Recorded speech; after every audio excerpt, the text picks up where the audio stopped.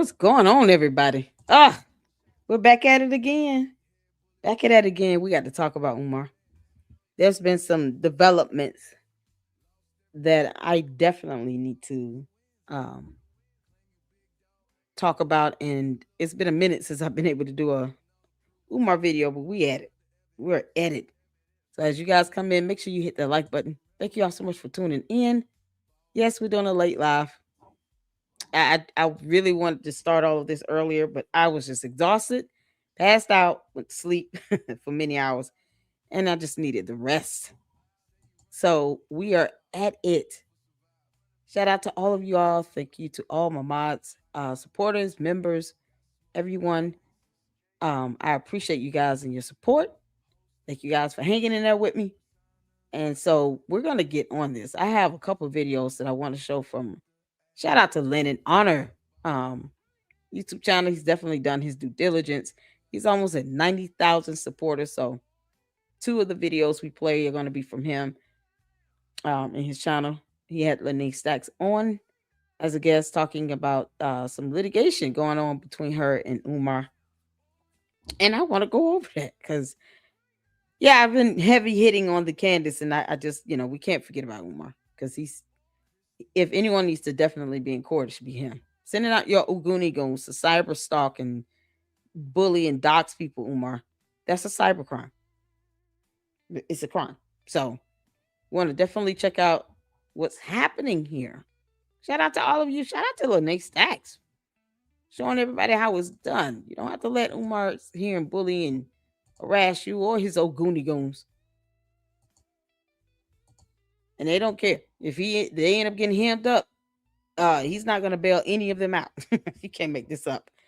What's going on, y'all? I appreciate y'all for coming in. Thank you so much for tuning in. Hey, Sarah. Shout out to my mods. How you doing?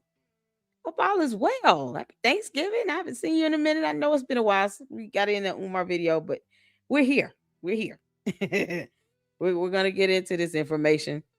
I had some emails that went to my spam folder. I can't believe it. But shout out to Dr. Is it Nene? I think it's Nene.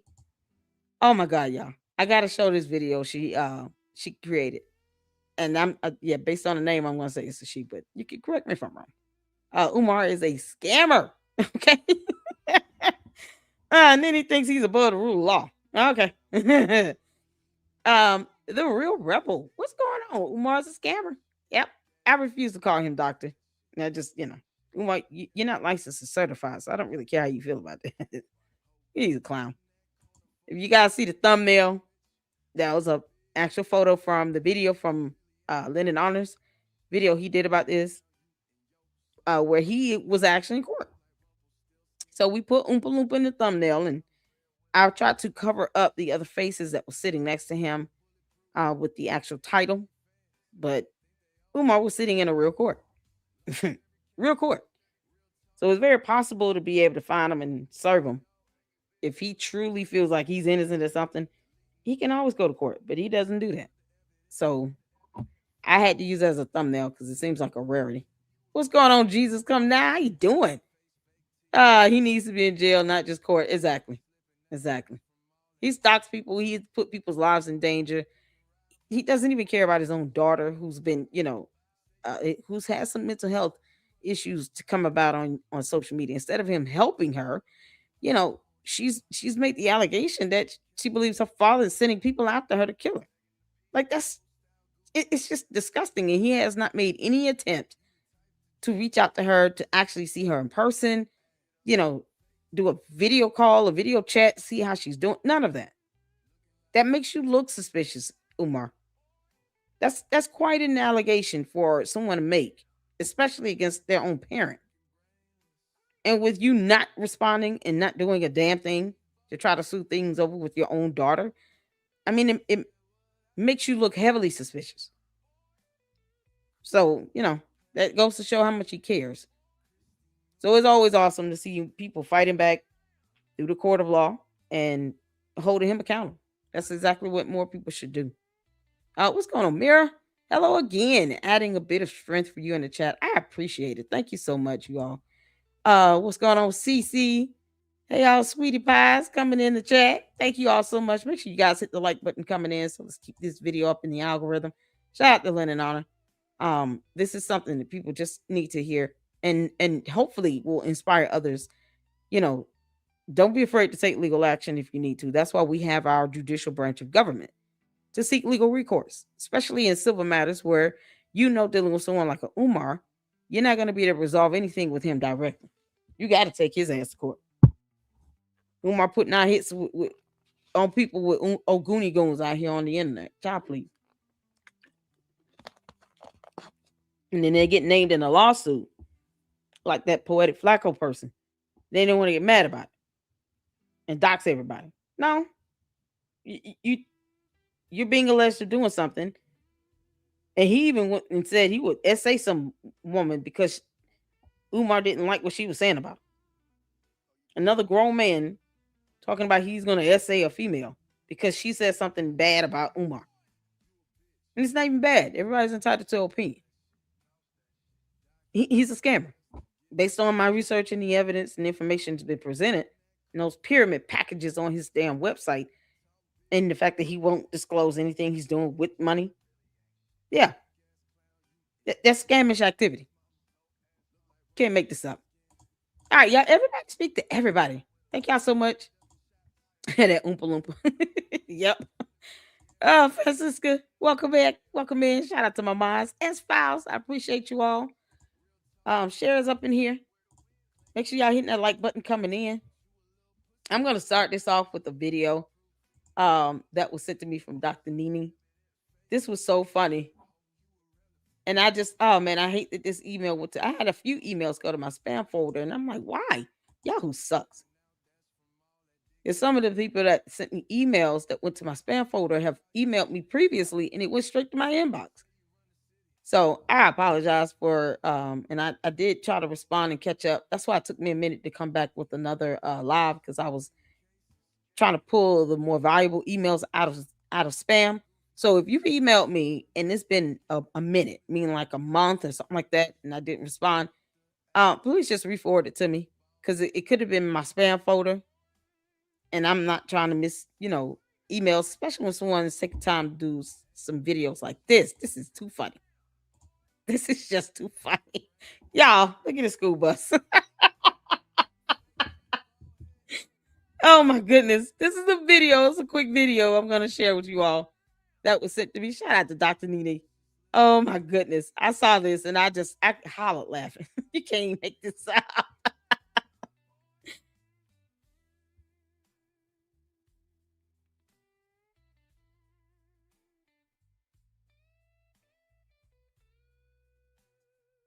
Hold on. What? I like to ask for Jay Witt. I got attacked in April Chapman premiere earlier for calling Jason Goodluck complaint pastor Amanchuku's sermon. What the heck? The wheels fell off the bus. It has no battery in it. How you doing, Mila? Fran said Yahoo limits the storage now, like Gmail need to do cleaning. Oh yeah, I have to, and I have to.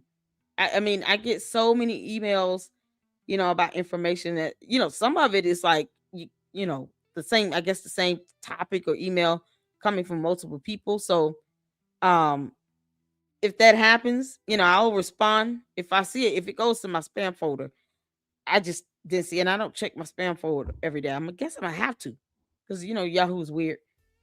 But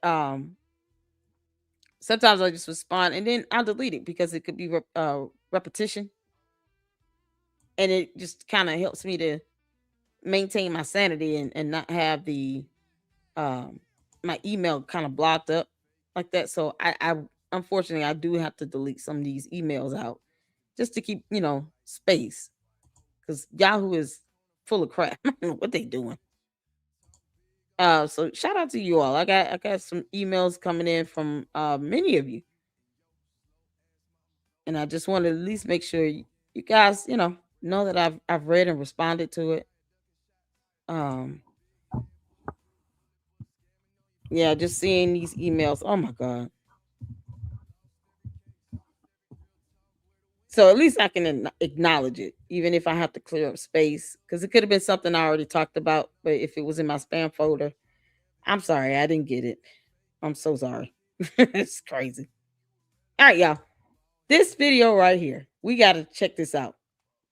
And I'm glad we kind of started off with a little laughter, so it can kind of ease us into these videos from Lenae on. If I can get one of the mods to please drop the YouTube channel link for Lenae Honor as well in the chat, that would be fantastic.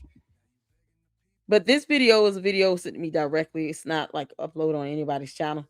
This is something else. This is something else. Jeez, I felt like I'm being attacked by Kentifa. Seriously, Jason Whitlock is different guy. Okay, Jason Whitlock is somebody else. I think Jason's last name is Jay Witt's last name is Whitaker. And he said this before himself, his last name. I don't think it's Whitlock. I don't know who that is. Whitlock is a candy man. Really? So there's a Jason Whitlock that's a candy ass cult member. You can't make the because I know Jay Witt, my brother in Christ. He no, he keep his foot on Candace's neck. Yeah, his last name is Whitaker. So I don't know. Yeah, I literally typed Jason Whitlock. Okay.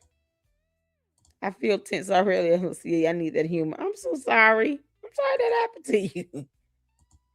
Oh, this is crazy. All right, y'all, let's get to this. It does have some sound. Thank goodness. So it's 17 seconds. Y'all put a one in the chat when you can see it in here. Let's go. Oh no. You can't open. You gotta be kidding me. What the heck? Hold on, let me okay. Let me pull it out of my folder. That's what happened. I moved it. Okay. Let's get back to this. I don't know if y'all can hear it already. Y'all, this is epic. It's so epic. Let me share it again. Here we go. Here we go. Oh, there it is. There it is. Yeah, I'm gonna do this. All right, y'all. Let's get to it.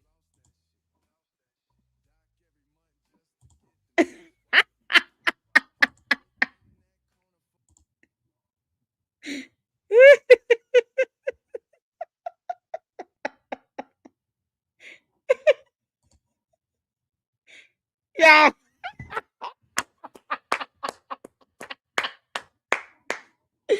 Shout out to Dr. Nene. I hope it's Nene and Nene. I don't want to mispronounce your name. You can't make this stuff up, y'all. This it's magic school bus. Oh man. And Jay Witt podcast. Shout out to Jay Witt. He actually went to the school and did another tour, I think, the week of Thanksgiving. And we went over that portion of the video, and he actually recorded the bus. Y'all, you can't make this up. I gotta play this again. Holla, boy. That magic school bus.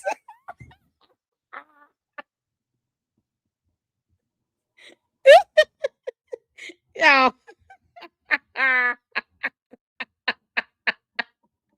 You got a rocket on it.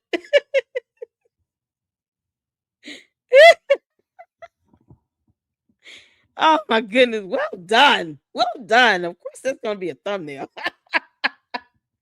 Oh, that's too funny. Um, Lenae Honor YouTube channel. Lenon Lenae Honor. Let me see. I can pull up the y'all. Shout out to Dr. Needy. That was epic. I love this video. I love it so much, man. Y'all keep it coming. Oh man, Umar, we know you had that bus. You literally planned on putting kids on that dang on bus. You out your mind. You can't make this up. All right, so here is Lenae Honor's channel. I'm gonna share the video as well. What's going on, Dr. CB? How you doing? True beekeeper. Looks like the termites are holding hands to keep it together. I know, right? Oh man, this bus. Yeah, I don't advocate for anyone to get attacked. I just don't. And it's April actually doesn't care for Candace either. So Jason Whitlock. Oh my goodness. Bonjour, what's going on? Hello, y'all. How you doing, Umar? School goes to space. I know, right? You're safe now, Mira. Yes, this is a safe space. We don't do all of that. I don't believe in docs. I don't believe in any of that. I don't care how mad, or I'm not even gonna say mad at this point because after 5 going on 6 years on YouTube, you're just gonna have, you know, content creators, other YouTubers and stuff are gonna say something because they think they're protecting somebody that thinks that they're a god on earth, and they're not. They just I don't have to protect and defend anyone. I just present the information, and that's pretty much that. And I'll let people decide how they want to take that in. But mm-mm, I'm not going to turn around and dox those people. As bad as Candace Owens is out here trying to dox people and get information on people that have nothing to do with anything, I would never turn around and do that to her kids. I just wouldn't. And whatever's out there publicly about her, it's out there. Same thing with uh George Farmer, aka Boys Club. I don't put anything out there about them that is not already out there. As horrible as she is with just completely disregarding that law, because she won't go over it. So she'll let her candy ass cult members believe that her doxing somehow is legitimate. No, it's not. They don't understand what doxing is, what type of information is considered doxing, personal identifiable information. They have no concept of that. So when I see them in the chat trying to defend her doxing, I'm like, and she'll never tell them what the law is, so she'll just leave these people into the void, and all of these people come down, bring them all down with her, having them believe that it's okay to go finding and cyber stalking people on social media to try to dox them and put their information out there. Somehow, yeah, in their world that they think that's okay, but no, she gonna catch the right one on the wrong day. That's all I'm saying. They gonna sue the crap out of her. So I don't even, nah, man. If you were out it like that, no, I don't advocate for that. It's so crazy. You're safe over here, honey. Oh my God, y'all, this bus. Okay, we're gonna get to it. I want to just first shout out to, of course, my moms, and let you guys know about the second channel. So that was rebranded at one point to be a Tommy G Clipper, but because it has been very difficult for me to try to keep up with clipping his content, and then it's not like I can just directly upload it. I have to actually edit and then save and upload it, and it took a lot of time. So what I did was, renamed my second channel to the Lady Luck Club with Sweet Tea. And that channel will be for, like trending topics and some of the more gossip, more like gossip type stuff that's going on, or things that, might not require a lot of reporting and research, but just awareness and the salacious stuff. That's where that's going over there. So it's like I did a video about the young lady in Chicago who was attacked by children, by other kids, that was jumped on, and all of that. Her two kids were jumped on, and she just refused to fight and hit the kids back because they're kids. But I talked about that in the members only. And so I'm like, okay, I want to have that second channel be for those types of topics and conversations. And there's a few things I want to, talk about over there. So it's easier now for me to live stream directly to my second channel than it is to try to clip and do all this editing and stuff that I don't like doing. For Tommy G. Tommy G is a fantastic content creator. So you guys make sure you check him out. But I have to right now just do what's more um Well, I guess what will save me some time. I still have a regular job. I have kids and stuff like that. So it's easier for me to just live stream something different over there than it is for me to try to edit videos and all of that. But Tommy G is definitely worth it. And I appreciate the opportunity. And maybe hopefully, once these two channels get up to where they need to be, I'm trying to aim for 30,000 supporters here in the LLC.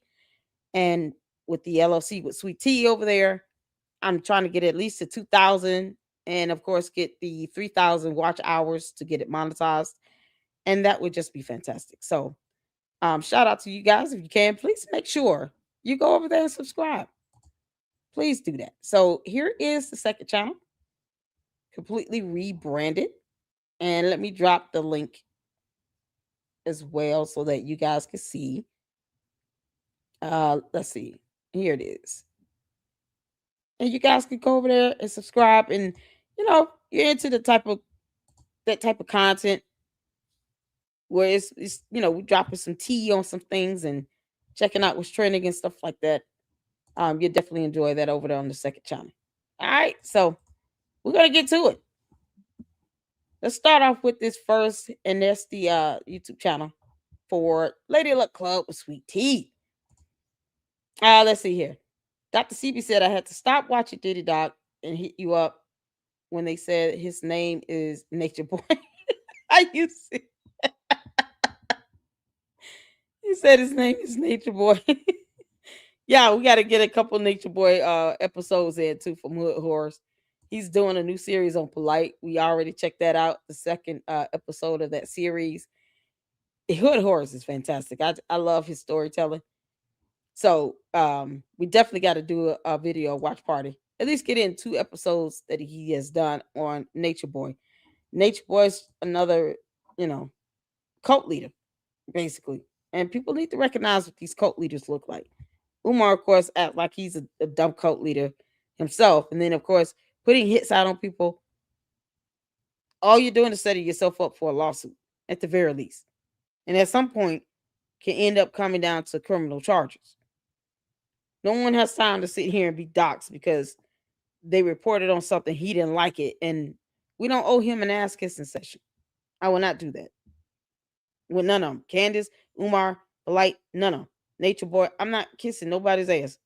It's crazy. And they do things that break laws. Nope. So please go subscribe to the Lady Luck Cup. Check out the content there.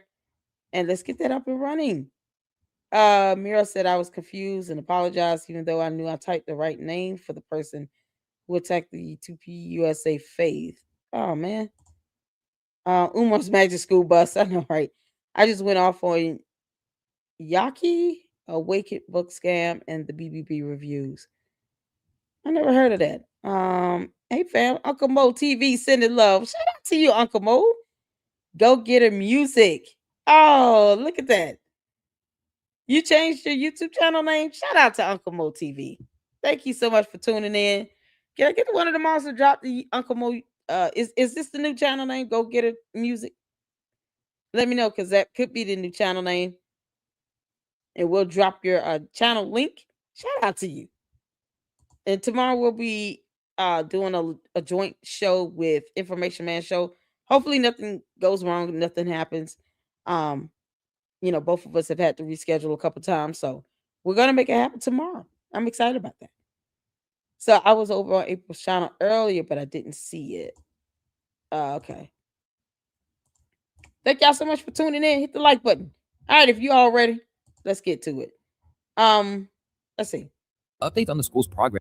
First, I want to show this video that was sent to me from Lou Extra's YouTube channel. Let me share this because I think it kind of flows into this is the victims of Umar, right? And I think this flows well into why Lenae Stacks had to file for a petition against Umar because he does things that as far as harassment, bullying, and all of that. Multiple people have accused him of doing this. Him and his dumb Goonie Goon squad, hit squad.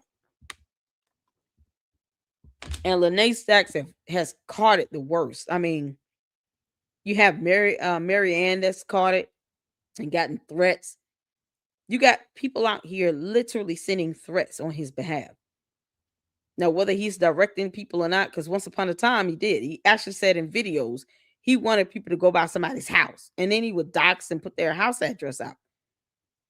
And it's like that's the dumbest thing ever because people are gonna get sick and tired of that. And you try to send out your Oguni on somebody's house, guess what they're gonna be met with? All of armed law enforcement. And then if something happens and that person gets shot, then what? And people are dumb enough to sit here and do this on behalf of Umar when he doesn't pay their bills. I don't owe Umar shit. Same thing I say about Candace. I don't owe them anything, but it's not going to stop me from holding them accountable and reporting on the facts, pulling up documentation and evidence. I'm not going to stop reporting on it. As long as they're out here, doxing people, I'm going to keep reporting on it. So this video here is from Loot Extras YouTube channel. I've never heard of it. And I wanted to check this out. And then we'll get into the video where Lyndon Honor did an interview with Lenae, and she did show some footage of Umar in court. And get to that. So put a 1 in the chat if you can see and hear. Let's get to it. Dr. Umar has had his fair share of controversies since establishing himself as the Prince of Pan-Africanism, a movement known for addressing issues in the Black community and promising change through education. Black queens forever, snow bunnies never. I said black queens forever, snow bunnies never. I said black queens forever, snow bunnies never. It is consciousness over the cookies. It is politics before the punani. But what started as an inspiration to Black people has quickly evolved into one of the most polarizing and problematic phenomena on social media. It only takes a little bit of white brainwash to activate the cool chip in the average Negro. While Dr. Umar's wild views have resonated with thousands of people, it doesn't make up for the years of shady fundraising, attacks on anyone who dared to question his methods, and perhaps most troubling of all, failed promises. Imagine a school where children don't have to be suspended. Imagine a school where your child never gets expelled. Imagine a school where your child never gets misdiagnosed and put in special education. Imagine a school where you don't have to worry about the teachers trying to force you to put your son or daughter on dangerous psychiatric medication. In fact, Dr. Umar has stirred up so much commotion that it even resulted in him being investigated, turned into memes, and literally having entire blogs dedicated to exposing his fraudulent behavior. It's your boy Luesta, and before we get into the victims of Dr. Umar, this video is sponsored by Raycon. Keep your ears open and playlists rolling with Raycon's Essential Open Earbuds. These things are perfect for when I'm editing, on a walk, or just chilling, because they let me hear my music while still staying aware of what's happening around me. They sit right outside of your ear canal so you can still hear traffic, people, or whatever's going on. Plus they're but at half the price. I use Blue Extras Open. I want to thank Raycon legends like NFL quarterback.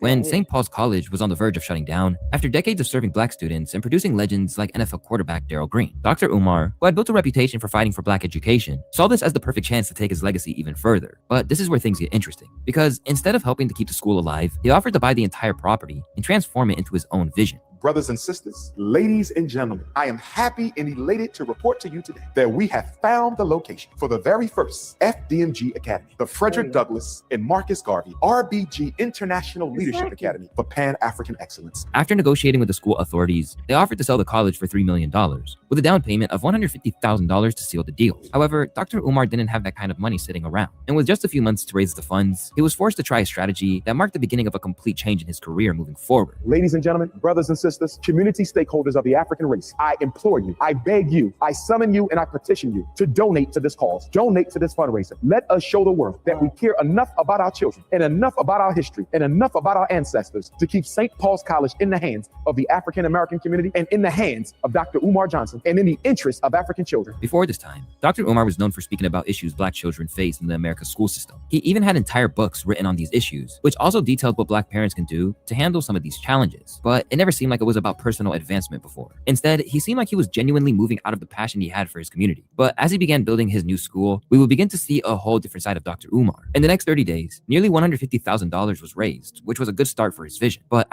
you see, here's the thing. That's what it came down to. It came down to money with Umar. Once he started seeing that he could just say a bunch of dumb crap and then get people to donate to him, he really just more so revealed his true intent. Because even once he got those buildings were bought by K-12, now Stride Inc. in Wilmington, he didn't buy those buildings. His name is not on the deed. He's not even a registered agent on the FDMG LLC. So he did nothing. And he knew that he could just say a bunch of stuff and get all this money because he didn't have to work for this. He didn't put his own personal money that he earns from an actual job into any of this. And then when he goes out and says on a radio interview that he only had the intention of opening the smaller school building and not both, but he kept raising money for both buildings, that right there is all I needed to hear to know that he was scamming people. I guess he didn't think people would pick that up. And he said this to Father Baba Yaga. Whoever that dude is, the Baba Yaga, the Father Christmas looking guy that sits here and kisses his ass, because he's a grown man and all, feeling like he kissed the ass of another grown man. He said that on his radio show during an interview with him. It was never the intention of opening both schools. It was just to open the smaller school, see how this goes, and then open the second school if everything panned out. He can write a book, but he couldn't come up with a curriculum. So what was the classes going to be at the school? What were the students going to be learning? He got upset because someone wanted him to come up with a curriculum. But no, he just wanted people to just give him money blindly and not hold him accountable for anything. And now he doesn't even want to release anything that looks like an expense report or a receipt or a vendor invoice to show where the money was being spent. And then Liza says, well, my donors don't ask me that. His donors ask, he just calls them enemies and say they're attacking him when they do. That's a cult-like mentality. That's a true narcissist that thinks too highly of themselves, that has now become a cult leader, and he feels like he's not, responsible, or he shouldn't be held accountable. That's the issue. That money went to his head. It's the money and the power that came with it. After 6 months, Doc made it clear how he felt about the donation so far. So far, we raised $250,000. I know y'all got a lot more to give me than some $250,000. When Darren Wilson killed Michael Brown, white folks gave him $300,000 in 3 weeks for his defense. And Dr. Umar Johnson is trying to build a state-of-the-art school for black boys that y'all all know I need. He didn't build anything. He didn't even buy the buildings. It's funny how people were able to raise $150,000 for this. But when you have content creators like myself saying, hey, if you would like to financially donate to the channel for, the embetterment of the channel, feel free to donate. My Cash App is scrolling below. Cash App, Lady Luck Club, LLC. I have Zelle, a super, any of that. Now all of a sudden we're doing this for views, clicks, and a lot of money. YouTube doesn't pay a whole lot of money, by the way. You only get like 10 cents per 1,000 views. I would have to have millions of views in order to see some real money from YouTube. But he can raise $150,000 or $300,000 on a lie, while he doesn't tell everybody he was not going to open both schools. That's what's so crazy to me. People are willing to give money to someone that has this fake snake's oil salesman, fake preacher boy type cadence. When he talks, he sounds like he's preaching to somebody. And he always talking about helping black boys, when you don't even see him taking care of his own children. And people are prone to give someone like Umar and a Candace or a Nature Boy money. But if a content creator who's doing research or reporting, putting out great content, saying, hey, if you would like to financially contribute or donate, go ahead. Nope. I mean, $25 goal I've had for a while, which I kind of put on pause because I don't want people to think I'm trying to force money or anything like that. Freely give if you would like to. It's up to you. It's a choice. It's always a choice. But make sure you hit that like button. Like button, engage in the chat, subscribe. Those things go a long way too. But if you have a $25 goal, it's like a cardinal sin. But he lies to people. He gets $150,000, $200,000.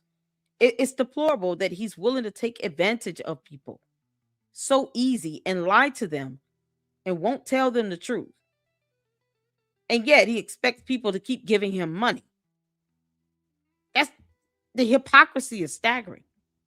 And after 6 months, I only got $250,000. Trifling ass black people. While that seemed like a simple joke at the time, it gave people a glimpse into how he assessed situations around him. To him, his vision was worth a lot more than $250,000 in 6 months. But y'all sure call me up when the school's messing with your son. Did you make a donation to my school? Not yet. Bye. Click. That's the new Umar. You want some help with your son? Did I get a donation? Now I want to hear that. Mail the donation, then you call me back, and then I'll help you with your son. But you're not going to use me to fight white folks when your son shouldn't even have to put up with them in the first place. Over the next decade, he appeared on countless podcasts and TV shows, promoting the project and raising more funds. While no one knows exactly how much he's racked up, reports... He's showing people he doesn't care. You want me to help your child? Okay, you got to pay for it. What do you mean? If you truly wanted to help kids, you wouldn't even worry about the cost. And you would just do it because you want the kids to get help. And mind you all, he's not licensed or certified to be anybody's psychologist. He just has a degree that we still have not seen him actually hold up. I haven't even seen this man walk across the stage and actually get a degree. It could be faked. Who knows? That could be the greatest con ever with this. But let's say he just got a degree. He still doesn't have a license or a certification. And yet people still gave to that. And he's laughing in their face saying, I'm not going to help your kid if you can't pay me. You can't donate, then I ain't doing nothing. How would he know who's donated and not donated if he's not keeping a paper trail? That's the $1 million question. If he's not keeping up with the donations in PayPal, where he can just log in and see all the donations he's receiving, and he can't even send out a tax statement, how can he say who has and who has not even donated? If they call him saying, hey, help me with this question I have for my kid. I mean, honestly, don't go to somebody that's not licensed and certified. Go to a real psychologist. I wouldn't call him with shit anyway, but go to a real psychologist that can offer you sound advice and guide you when it comes to your children and their learning. Not someone that's not certified, but he expects people to give him money for it. Suggests it's grown into a substantial sum. Yet, despite years of fundraising, updates on the school's progress have been few and far between. All we've seen is a video of him hinting at the HVAC system for the school, and another video from 2024, where they seem to be painting the school. We having an HVAC party today. We having an HVAC party today, brothers and sisters. I said we having an HVAC party. HVAC. Do you know what an HVAC party is? Heating, ventilation, air conditioning. Oh yes, brothers and sisters. I want to say thank you to all you who came out this past weekend and helped us out. We had a beautiful time Saturday and Sunday getting the school ready for our young men. It's obvious that this isn't enough to justify the millions of dollars donated by average black citizens. What's even more weird was that every time Dr. Umar was asked about the progress, he would completely go off the rails in a way that seemed very defensive. What did you do with the money? That is the silliest question I've ever been. Mira, don't worry. I can send an email too, because I don't want anybody to feel like this. You know, I try to look out, especially for those of you who support me in not just one or two videos. I mean, support me in all of my lives. I hate to hear that happen. And I don't know what's going on, but I will reach out to Jay Witt myself to find out what's going on. And if you can't email me so that I can see what specific live stream you're referring to, and email me the link, and I'll check out the video myself and see what happened in the chat. Mira, so I don't want you to feel any type of way. No one should be set up to be attacked or in anywhere from anybody in any capacity. So please email me if you can, Lady Luck Club LLC at Yahoo. Send me the link to April's video, and I'll reach out to Jay Witt myself to figure out what's going on, because I never want anyone to feel this way. I don't. I care about all of you all, and social media can be cruel. It really can. So I'm hoping that this is just some sort of misunderstanding, but I will reach out to him. So please email me if you're still listening. Email me, please, because I want you to feel valued, and I don't want to see, especially my supporters, I don't want to see any of you put in a situation where you're being attacked in this without justifications. No. Please email me if you don't mind. Can I get here's my email address. Yeah. Because there are real people behind some of these profiles. I mean, we can tell who's bots, but there are real people behind these, these profiles here on YouTube. So email me if you can, Mira, and let me look into that. Just give me an opportunity to look into that and reach out to Jay Witt. No problem, Miss Files. I appreciate it. That's for Mira if Mira's still here. Yeah, no, I don't want you to feel that way because that's not right. All right, yeah, let's get back to it. I have to check on my supporters. I have to check on my mods. Like I don't believe in any of that. So that's there for Mira to email me and just kind of let me know what's going on. All right, let's get back to this. Next, what did you do with the money? Well, I think you can see what I did with the money. We got 4 buildings. I think you can see what I did with the money. And then he would go on to demand for more. In the meantime, you need to hit the Cash App, $FBMG school. We're getting close to the finish line. But after a while, most people started to see through the smokescreen and began asking serious questions. Did he ever use that donation money to build that school? Meanwhile, some of his dedicated followers still had hopes that the school was still being developed, as they kept believing his promises. The school will then be opened for the fall of 2021? No, sir. We're looking to open up the school the fall of 2022. If we are fortunate enough to conclude renovations on the Marcus Garvey building and Nat Turner Gymnasium this summer, we look to open up the school next summer. So that would give us 12 months of leeway to comfortably make sure we have everything in place to receive our young men, not this coming fall, but the following fall of 2022. But the rest of the Black community believed that he was a complete fraud, scam artist. However, on the 26th of July, 2025, things would take the most unexpected turn. This morning, I received a text message from one of my homies. He needed Dr. Umar to send him a couple dollars. I logged into my account just... Who's that homie again? He never said who that homie was. Umar, you dox everybody else. Why don't you just give us the first name of this homie? Because I would be shocked if he gave anybody money. Umar's not the type of person people call and ask for money from. Because he never has any money to give. And of course, he's the one that's so used to getting money. He can't even prove where the money is being spent. He said, "Yeah, how can y'all look at this and say that you don't know where the money's going?" We can look at both of those bandos in Wilmington, Delaware, and ask, where did the money go? Because they're not opened. One of them is so contaminated, it's not even funny. Yeah, we can look at those bandos and ask where the money went. Because you're damn sure not putting it in the bandos. You can't make this up.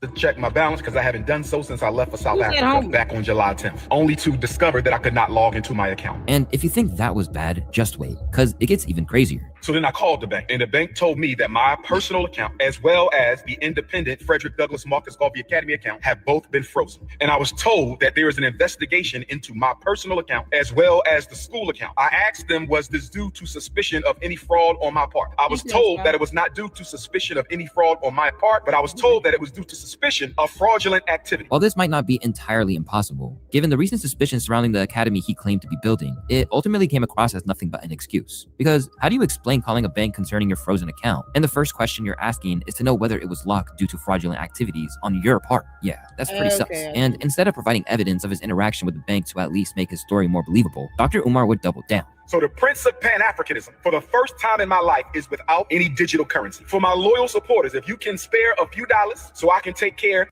Email me S-Files. Now I understand. So he gave Jason Whitlock, and they assumed he was talking about Jay Witt. Okay, I got it. Can you email me that so I can email Jay Witt myself? Appreciate it. Of Queen Mother Ifa Tunde and myself until my bank account is frozen or canceled so I can get my money back and open up a new account. Please hit my Apple Pay or hit my PayPal. Asking for more donations in the midst of all this controversy was completely insane. But to play devil's advocate, the doc did claim that the fraud attempt on the accounts could possibly be related to his ex-girlfriend Medea, who exposed him for being broke, or a random man known as Pastor Boosie. I believe Medea and Pastor Boosie were fraudulently trying to get into my account, and if we find out that's the case, they will be sued and possibly arrested, because fraudulent activity on a bank account is a federal offense. But alleging someone committed some sort of criminal activity is also a crime. Umar, you know what's so crazy? He never filed anything with the bank and showed proof that he filed the complaint with the bank because he felt that they were doing something fraudulent. Why didn't he follow up by filing a complaint with the bank? And what's the name of the bank, Umar? You clown. What's the name of the damn bank? Who is this homie you were about to send money to? If you actually believe someone is tampering with your bank account, wouldn't you file a complaint with the bank? They would not call you. And then you turn around and ask, is it due to any fraudulent activity on my end? No one asks that question arbitrarily unless they feel they've done something that could be looked at as fraudulent activity.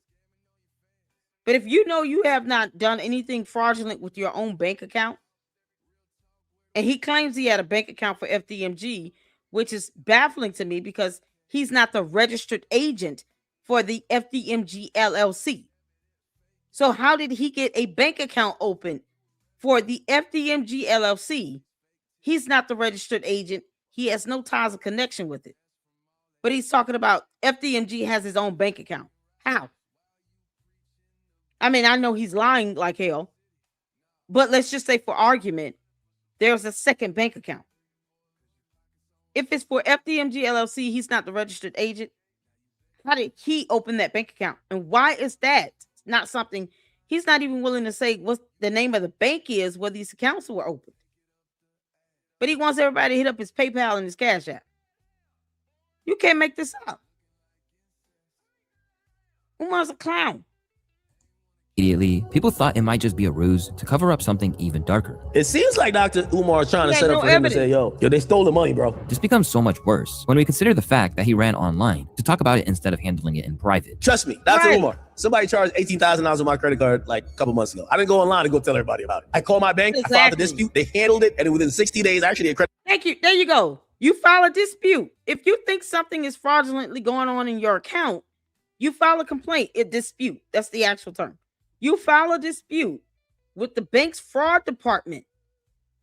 That's not something you just go to the internet and then go and falsely accuse someone else of doing, because that false allegation is also, it's defamatory, and it could lead to him catching criminal charges because he's falsely accusing someone else of committing fraud with a bank account to which we still don't know the name of the damn bank. What the hell? And produce zero evidence. No evidence. It's false and misleading statements. And if they want to sue him for that, they could. Because you're alleging someone committed a crime with no evidence. It's like these stupid cult leaders don't understand definitions of terms here. And he could care less about a law. It'd be back like immediately. But in 60 days, they sent me a letter and they said, motherfucker, yes, niggas tried it, but they didn't win. You got your money back. No harm, no foul. Dr. Umar, why are you online telling people you broke and you need, like, come on, Dr. Umar? Dr. Umar, bro. At this point, people were convinced that he might be pulling some serious BS and could be heading behind bars. Dr. Umar's scamming ass is going to prison. As the real truth about the progress of the school remains a mystery, it wouldn't be a stretch to label the thousands of donors as victims of Dr. Umar's web of confusion. But while we're on the topic of his victims, I think it's important to go through a few of many individuals who've caught the brunt of his antics in the past years, starting with the man who is no longer here to tell his side of the story. During an Instagram live in May 2021, Dr. Umar seemingly took shots at the now deceased relationship expert Kevin Samuels. YouTube life coaches who are trying to build a platform by making black women feel bad. I don't like it.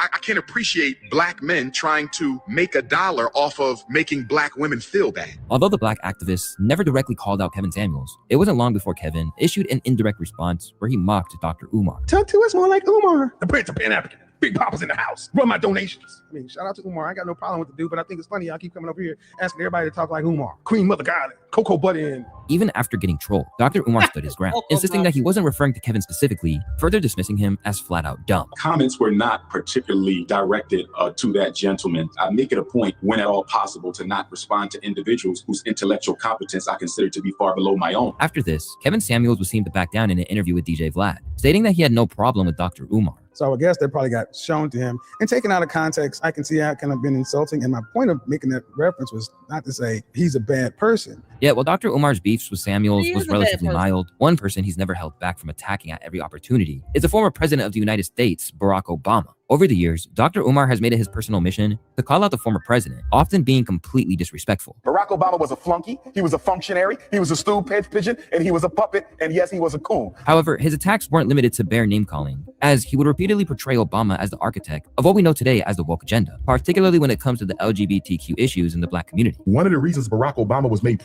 While Umar is hiding out in Hyde Park, talking about how somebody's mouth is not as strong as a man's jaw, while he's actually taking photos with people in the LGBTQ community. I showed you all a photo that he took with Jussie Smollett. Did y'all see that? Because I just want to make sure. He's taking photos with members of the LGBTQ community, but he goes around and then he degrades and dogs it out. I don't even like Jussie Smollett is gay, right? Why would any member of the LGBTQ community take time to do a photo with him as bad as he's dogged out their community? While Umar, you still go to Hyde Park again and do what again? Which is a notorious hangout spot for LGBTQ. What? Can't make this up. President is so he could normalize the LGBTQ agenda in the Black community. Think about it. If George Bush tried to push homosexuality in the Black community, we would have rejected it. Of course. If Donald Trump tried to push homosexuality in the Black community, we would have rejected it. Of course. You could only normalize that through a blackface. Well, this isn't exactly true. It was enough for people to start regurgitating it on the internet. Dr. Umar would even go further by calling Barack Obama a horrible role model for Black children. His attacks came across as an attempt to... You can't make this up. Umar, you got the audacity to say that Obama is a horrible role model for Black children while you don't take care of your own damn kids. He's got like at least 3 kids with 3 different women. So he tried to say something about someone making $1 off of attacking Black women and making them feel bad. But yet he turns around and disrespects Black women by talking about their private areas or attacking them and wanting Ogonigoons to pull up on them because they don't sit here and worship the ground he walks on. These same Black women that he will disrespect because they're his baby mother and they don't want to deal with his BS. They got to take him to court for child support. A judge has him on supervised visitation with one of his kids. Get the F out of here. Discredit a man who rose to the highest office and served his country for 8 solid years. This habit of constantly talking down on the achievements of people is something he's been doing for years, and no one has been able to escape it, including one of the greatest rappers of all time in Slim Shady himself. During a Breakfast Club interview, Dr. Umar was clear about his feelings regarding the white rapper's success, stating that all of his achievements and respect in the game were as a result of his race, as opposed to skill or hard work. Eminem, yes, can't be the GOAT because he's white, is what Eminem you said. cannot be the GOAT because he's white. First of all, my perspective on this issue is not about Eminem. I got to make this... He's racist. Umar is so racist. You think Eminem give a damn about him? Eminem has talent, first of all. He's not one of those little thunk-headed mumble rappers or anything like that. He's been at it for over 20 years. He signed a contract. He earned it. He's won Grammys. He's one of the greatest rappers ever. And here Umar is with his non-rapping ass talking about he can't be a GOAT because he's white. You can't make this up. But yet Umar won't show anybody where he's spending the money. And then when people try to help with providing labor, free service, desk, skills, like plumbers come in, electricians, all he has to do is get a permit, a building permit, and he won't even do that. He will ignore and ghost someone trying to give him some desk, and all they're saying is you got to pay half on the gas and pay for the labor. But there are a bunch of school desks that we're willing to bring to you, and he blocks this person. He doesn't tell anybody that he's only trying to open one school and not 2. He refuses to get the building treated with black mold. But he want people to just hit up his Cash App and his PayPal. Y'all, if y'all want to hit up my Cash App, it's scrolling below. $ Lady Luck Club LLC. You can't make this up. Supers, whatever, don't matter. I don't care how small or large it is. Feel free to hit it up. You can't make this up. Clear. According to Dr. Umar, rap is part of black culture. So considering a white person to be the best in that field automatically means supporting white supremacy. And this belief extends far beyond the rap industry. No non-African can ever be the best. Eminem is not a white supremacist. What the hell? The stupidity of it all. Is he more jealous at the fact that Eminem is talented and actually more famous and wealthy than he is? I mean, what is this? What is this? You don't have to like Eminem. Just pick another artist that's black. I mean, you don't even have to mention Eminem's name. Why even entertain that conversation if you don't care for Eminem? So talk about black rappers that you like. It's that simple. Leave Eminem alone. Are you kidding me? Of anything African. It is an insult to the ancestors, it is an insult to the race, and it is an insult to every black person. On the surface, it seems like he's simply defending black people and their interests. But when it comes down to taking care of his own black family, the story isn't quite the same. Throughout his career, Dr. Umar has had children with multiple baby mamas, despite being someone whose entire brand is built on black people being more responsible, especially with their families. You'd expect a public figure with this rep to at least keep his family close. But we learned from his daughter, Dr. Umar is often nowhere to be found. My biological father is Dr. Umar. I'm 22 years old now. My dad has never been to anything important, no graduation, no birthday parties, nothing. He has not been in my life. You can't get on Instagram and get on social media and portray to be an activist and talk about how black kings need to be with black women, but you're not even in your black woman's daughter's life. Being absent from his own daughter's life spits in the face of everything Dr. Umar stands for. And he got a lot of people calling him a deadbeat and a hypocrite. He hasn't denied that this is his daughter. He knows who she is and her mother. It's giving deadbeat. Deadbeat is a deadbeat. Dr. Umar, you being an absent father to a black child is our business. Because of all the controversy after this video was released, Dr. Umar would put out a response video arguing that things weren't as they seemed. There's a lot of slander going on. There's a lot. He's calling it slander, but he's not saying how it's false. Umar, you're an idiot. In order for you to say slander, you have to prove that the statements are false. You moron. Why is it so hard for him to Google defamation, which would include slander and libel? Does he even know that slander and libel falls under defamation? We have whole laws on that. He has not provided any evidence to prove the statements to be false. He can't say how his daughter lied. He can't show photos or videos where he was at her school functions or graduation, or prove that he paid child support or financially supported her. He can't provide any evidence on that. So when people say he's a deadbeat because he has no evidence to prove that he was an actual father that was present in his children's life, in his daughter's life, another whole child, he can't even see without a supervision, without a supervisor. A judge ordered him to supervise visitation. Why? Why would a judge tell him you can't get physical custody, and if you want to have visitation, it must be supervised? Why would a judge sign off on that if there was nothing to that, if it was not important? But he thinks he gets to speak on behalf of all black people when he talks about Eminem. No, you don't, you clown. But when it comes to him and his business, because he does look like a deadbeat and sounds like one, now all of a sudden it's nobody's business. Well, stop trying to speak on behalf of all black people, you clown. A lot of lies being pushed out there. There's people trying to use my name to build themselves up. Been paying child support since you damn near came out the womb. Deadbeat who? When can we have a sit down? Child support started, you wasn't even out your mama yet, and she took me to child support. Deadbeat who? After completely dismantling his own daughter online. But he didn't prove that he paid child support, and she had to take him to court. That means you didn't do it on your own, Umar.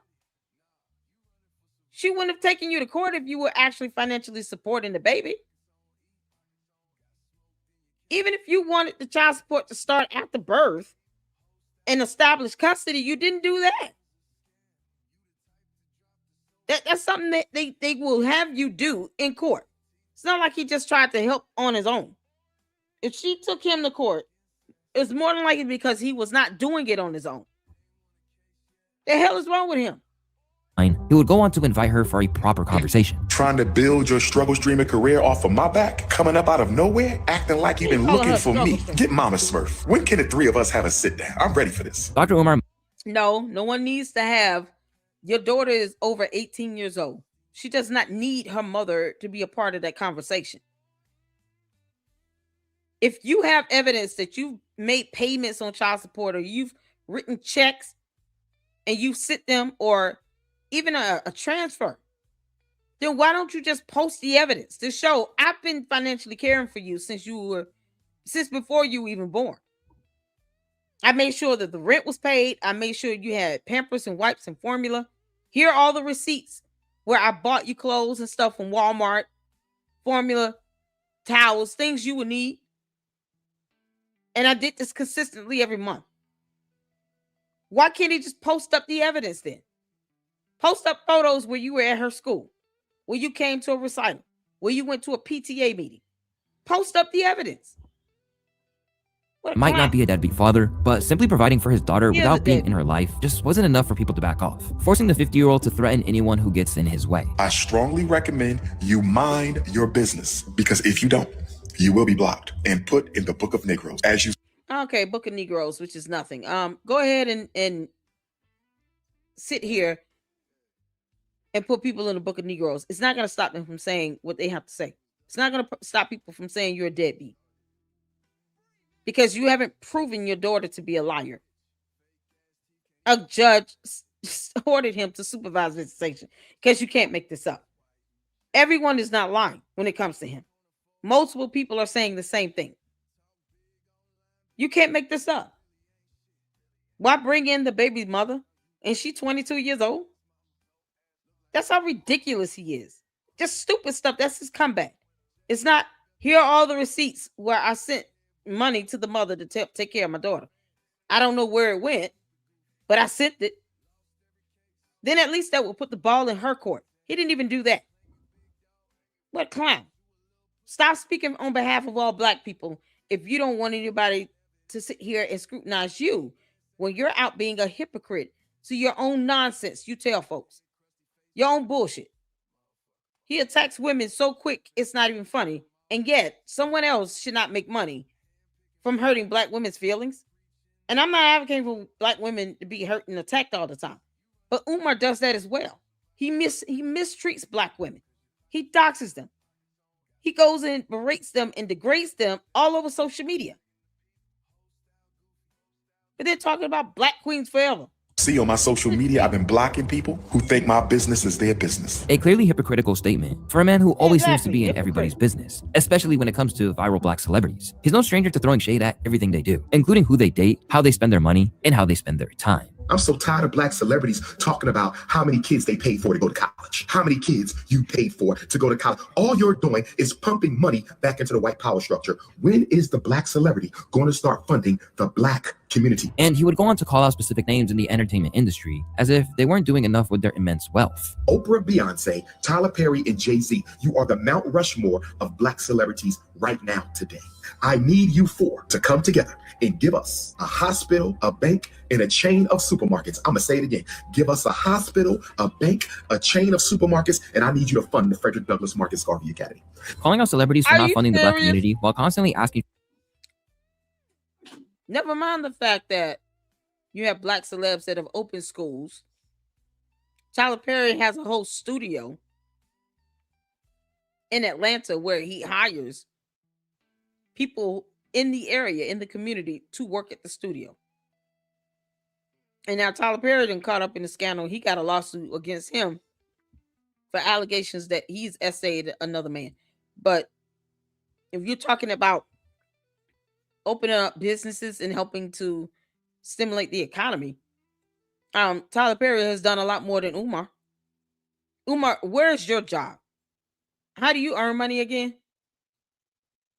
When the last time he had a job? When the last time Umar worked? He doesn't have a business. And he didn't buy the buildings. His name's not on the deed. He's not the registered agent to the LLC. So how's he earning money again? But he's telling these people to fund the FDMG. No, they're not funding a scam. They will force you to have to prove where you're spending the money. And you don't want to do that. You remember? You're such a clown. For donations himself is completely absurd. However, the supposed black activist wasn't done with his antics, as he would go further to clown prominent figures in the black community for being involved in interracial relationships, including none other than Shannon Sharpe, who was reportedly facing a lawsuit over his involvement with a white woman. With a bunch of rich Negroes like the Shannon Sharps and Charles Barkleys and Tiger Woods and this UFC fighter, they're going up there to lease the bunny, and they sign the contract, but they don't read the contract. Tagging a simple interracial relationship as a contract is wild, but assuming that every single white woman wants to run away with your wealth is even crazier.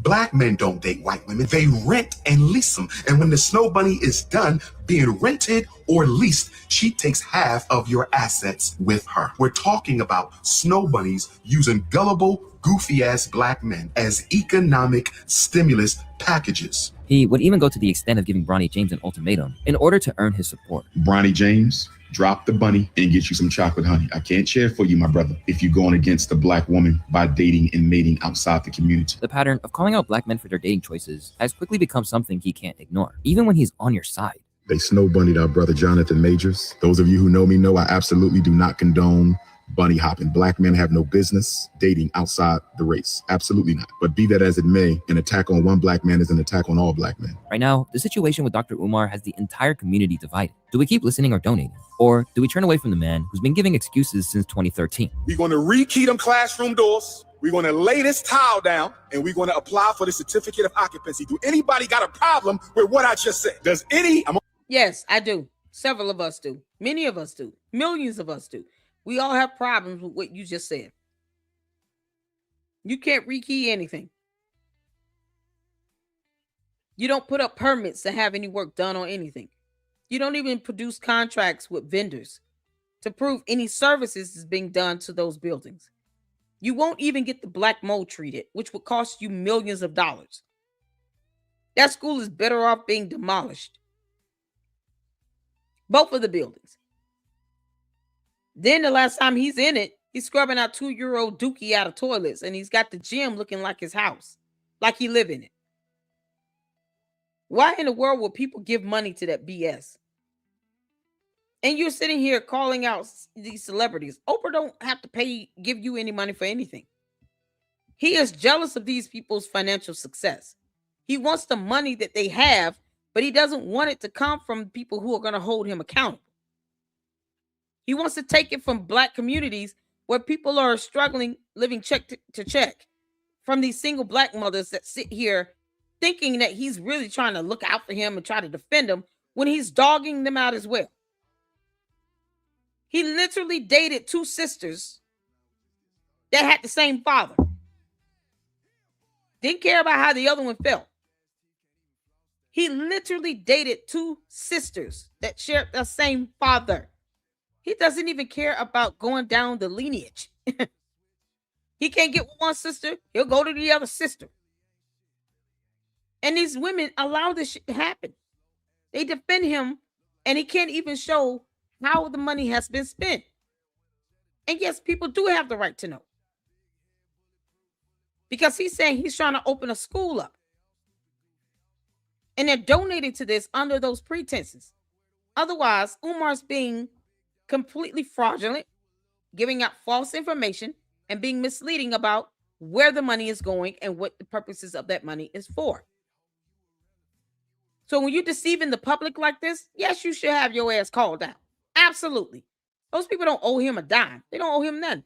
Umar, get a job.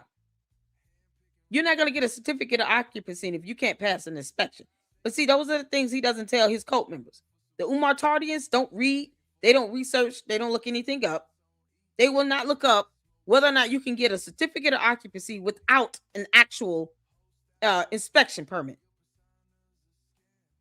That whole building will fail. And if any parent puts their child in those buildings and he decides to open up the doors and it's nothing but black mold, all of those parents need to lose custody of their kids. And they should be charged for negligence and putting their children's health and their safety in danger. So yes, him and those parents need to go to jail for that if they do that. Only talking to my supporters and donors. If you're not a supporter or a donor, hop off the live. The accounts are still frozen. We're looking into it. The accounts are still frozen, brothers and sisters. We're supposed to hear back Friday. That sounds like Monday to me. Whether you see him as a voice of Black empowerment or a controversial grifter, it's important to remember who has been most affected by this saga, because ultimately, the real victims of this controversial figure are simply everyday people who believed in Dr. Umar's vision, the families who scraped together donations, hoping to contribute something that would benefit Black children, and their commitment to Black education deserves recognition. I beg your pardon. I beg your pardon. Let's just say, who knows? You can't make this up, y'all. Y'all, shout out to Loot Extras, the victims of Umar. And if you guys didn't notice, he did show a photo of Lenae. So here's where we're gonna get to what's going on with this court. Shout out to Lynn and Honor. Let me drop the channel link, or the video link rather. He went live on this 3 days ago. Lenae was on the channel doing an interview discussing what's going on with the court. Let's get some comments in right quick. Let's see. Tavares melted on the hammer. I'm trying to go back up to this comment that I saw. King Randall. So if you guys weren't, don't know or not familiar with the situation, Umar scammed King Randall out of some money. King Randall gave him some money, I guess with the promise that he was going to get an interview. And he never got that interview. And so King Randall, of course, was like, look, I gave him some money for this interview. And correct me if I'm wrong here. Gave him some money for this interview, and he never got it. And of course, King Randall needs to be asking for that money back.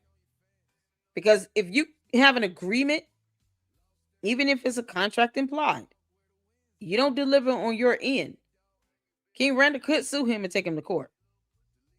And because Umar can't even show what he's doing with money, yet somehow, and like I always say, Marianne deserved a lot more than that $68,000. But the reality is that $68,000 for that settlement came from donors' money or his attorneys, or some sugar mama or somebody. Because people are still giving him money to this very day. And they're not demanding evidence. They're having him think it's okay to keep collecting money without having to prove what he's doing with it. You got pastors that also have 501c3s. Churches are 501c3s.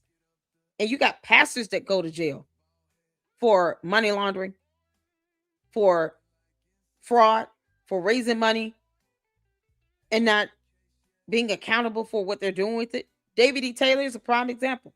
He was indicted by the FBI for having a cult and forcing people to raise money while having them chained up, barely feeding them, having women come to his home against their will, holding people hostage. He was just indicted about 2 or 3 months ago from the FBI. And he had a church, a nonprofit organization, where he brought in hundreds to tens of thousands to hundreds of thousands of dollars.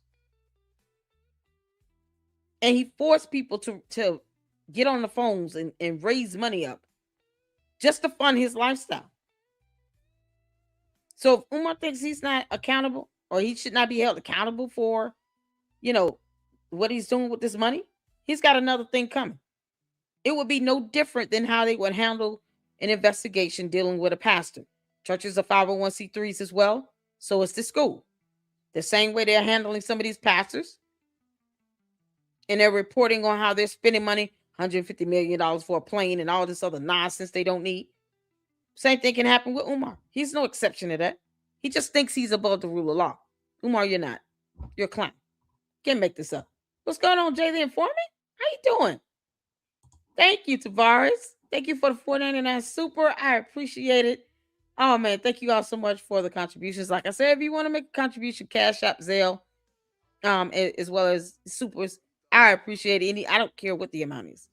And it goes towards the expenses of the channel. The Xfinity, the StreamYard, all those things. It just helps go towards, the expenses for this channel that I wouldn't have if I didn't do a channel. I don't even have cable, y'all. So I want to make sure I'm giving you all great quality content. And I appreciate any donations. I just hit the like button and share the videos, and let's continue to grow this channel. And the second channel, the Lady Luck Club with Sweet Tea.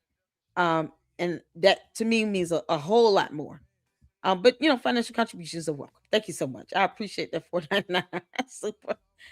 Jada Informant up in here. Facts. Oh man, keep your foot on Umar's neck. I will. Oh, I will. I will. Facts. Doing well.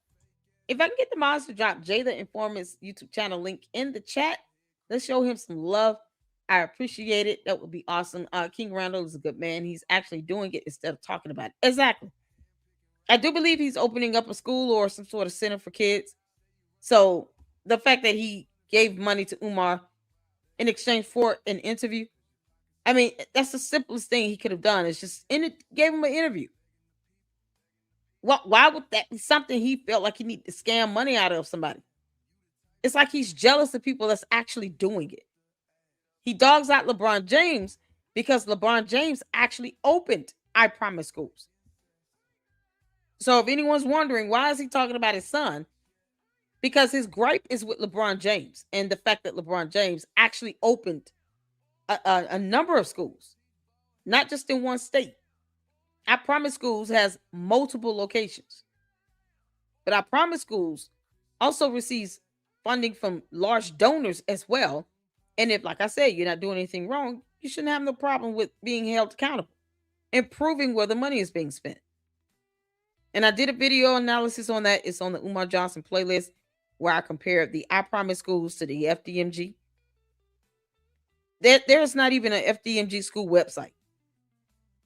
Umar didn't even bother with paying somebody to create a website for the school. And that's one of the things I always ask the Umar Tardians. Where's the school link? Where's the school website link? One still does not exist to this very day. So how serious does he expect somebody to take him when he's talking about opening a building up for a school when he doesn't even have a school website? Basic stuff like that. He's such a moron. You can't make this up. Let's see here. Ing 360 said, I just got here. I've heard of Umar Johnson. He's guest starred on a lot of shows, and his views on modern segregation are very interesting. What is going on with him now? He's a liar. He's a liar. Lenae Stacks has taken him to court, so we're about to check out what occurred with that hearing. But he's a liar. He's not opening up any schools. He's not doing anything. And of course, the jealousy he has against LeBron and against the other basketball player, Jalen Rose, that opened up schools and stuff, is simply because they did the right thing. Umar doesn't want to take government funding, even though he wants a government break. He wants to get a waiver to not have to pay vacant property registration fees. So he doesn't care if the government pays those fees or waives those fees for him, which is still less money that FDMG has to put towards those fees. But he doesn't want to take funding from the government because he knows they will hold him accountable. He wants Oprah to actually give him money for FDMG when she can open her own school. And I believe she has. I don't know if she did in the U.S., but I do believe she has created a couple schools. And she could open more if she wanted to. So why would she give him money for FDMG when he can't even prove he's the registered agent and he doesn't have a school website? No school website. But he wants Oprah Winfrey to give him money for FDMG. Child blue. You can't make this up. Umar's a moron. No, they're not going to do that. All right, y'all. Let's get to this video here. It is over 2 hours, 50 minutes long. So I'm not going to play the whole thing. I think I put the video link in the chat. So make sure you guys check out the video in its entirety because it's almost 3 hours. And I'm going to speed it up just a bit for the sake of brevity because it is a lengthier video. But we're definitely going to get to the beginning and see what's going on with this court case. And there's a second video I wanted to play out because, it just needs to be shown. All right, let's get to it. Put a one in the chat if you can see it here. Let's go. All right, welcome everyone. Thank you so much for tuning on in. This is breaking news. We have a special guest. Lenae's back, the undefeated Lenae. The undefeated I want to thank everyone for tuning on in. And we got a bit to get into. There's been some developments that have taken place behind the scenes. We've kind of referenced them a little bit, but Lenae's here to kind of give people an update on what's been taking place. Lenae, you there? Yes. All right. So I know there's been a lot going on. I don't know where you want to start. It's totally up to you. Thank you for bringing this information to us. We appreciate it. No problem. Well, let me see where I can start. I said that I wasn't going to give you guys anything until after it's already happened. That's just to make sure that he doesn't do something to try to counter, like a counter move. And it just works better like this with the internet. So we had court today. And that was you and Umar had court today. Yeah, me and Umar, had court today. If you could call it a trial, that's what it was. So he showed up. He brought with him a lady, Malika. He brought her with him. We know he needs a handler, so he brought a handler. And we went through the process. Now, the thing that is strange about this, the ex parte, they're like clapping it up because he didn't really win it. I just didn't get it. And the reason why I didn't get the ex parte is because the judge decided that the evidence wasn't enough in order to grant it. But it wasn't, it was a step that had to be taken, but it's not like end all. You know what I mean? So we got to, when we got up in front of the judge. Okay, so she's saying that there was a request for an ex parte hearing, and the judge did not grant the request for the ex parte hearing, is my understanding. And I'm assuming that because ex parte hearings are specific for like protection orders, especially when you are expressing that there's a threat from someone to do physical bodily injury or harm to you. Then you go and you can seek a protection order. So ex parte hearings can be done in the event of a protection or for a petition for a protection order. Because if you're saying that this person is threatening you and they're going to do you physical bodily injury or harm, the last thing the courts want to do is put you both in the courtroom together at the initial for the initial phase of this. So the first hearing could be ex parte. But if that is what she's saying was denied, that's not a reflection of the overall case. The case could still be open and active. It's just a matter of a motion or a request to the court for something specific in the case that has been denied, not the entire case being dismissed and closed. That's not how court works. And I know Umar and the Umar Tardians don't understand, those concepts. That's not how court works. You can have a whole lawsuit going, and then you have either party file a motion or a petition or, request, and you have a hearing on that specific motion. It's not a trial hearing to end the case. It's just a hearing on that specific motion. And then the judge can either grant or deny that motion, but it doesn't mean that the entire case is closed. So there's a difference in that.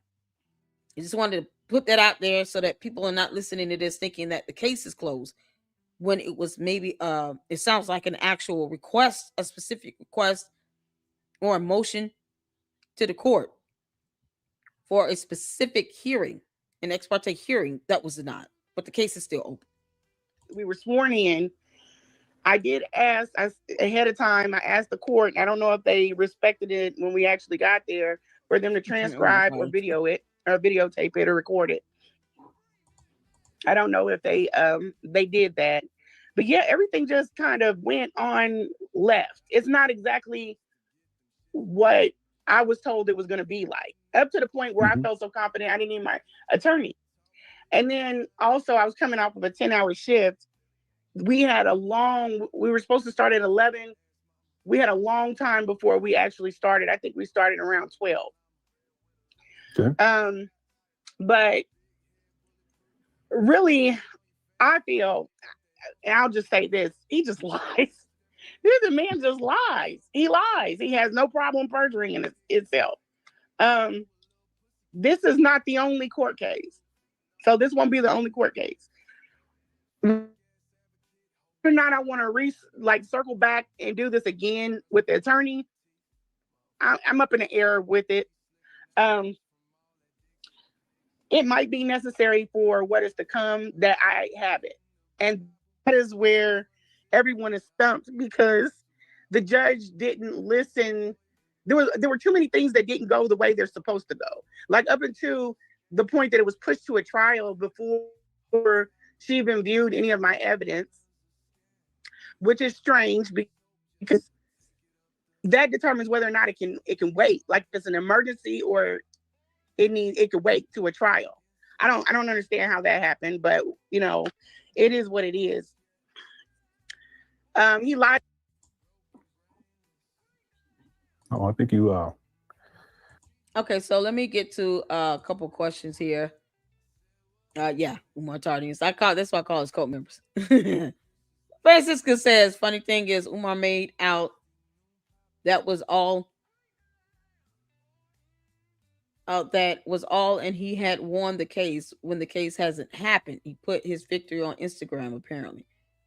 Yeah, so I mean the case is still open. If I knew the case number and I look it up, I can see if it's still open. So I haven't been on his Instagram. I can't even get into my own Instagram. I can't remember my password. So if you guys have an Instagram, if there's a snippet, you guys can email me that. Please email it to me. I can't even get in my own Instagram. There's a lot of stuff I'm actually I just now got my emails down and trying to clear out some of this stuff. But if you got a screenshot of his Instagram on that, please send it to me so I can look at that and go over it, because this is something else. So he posted up something about that particular hearing.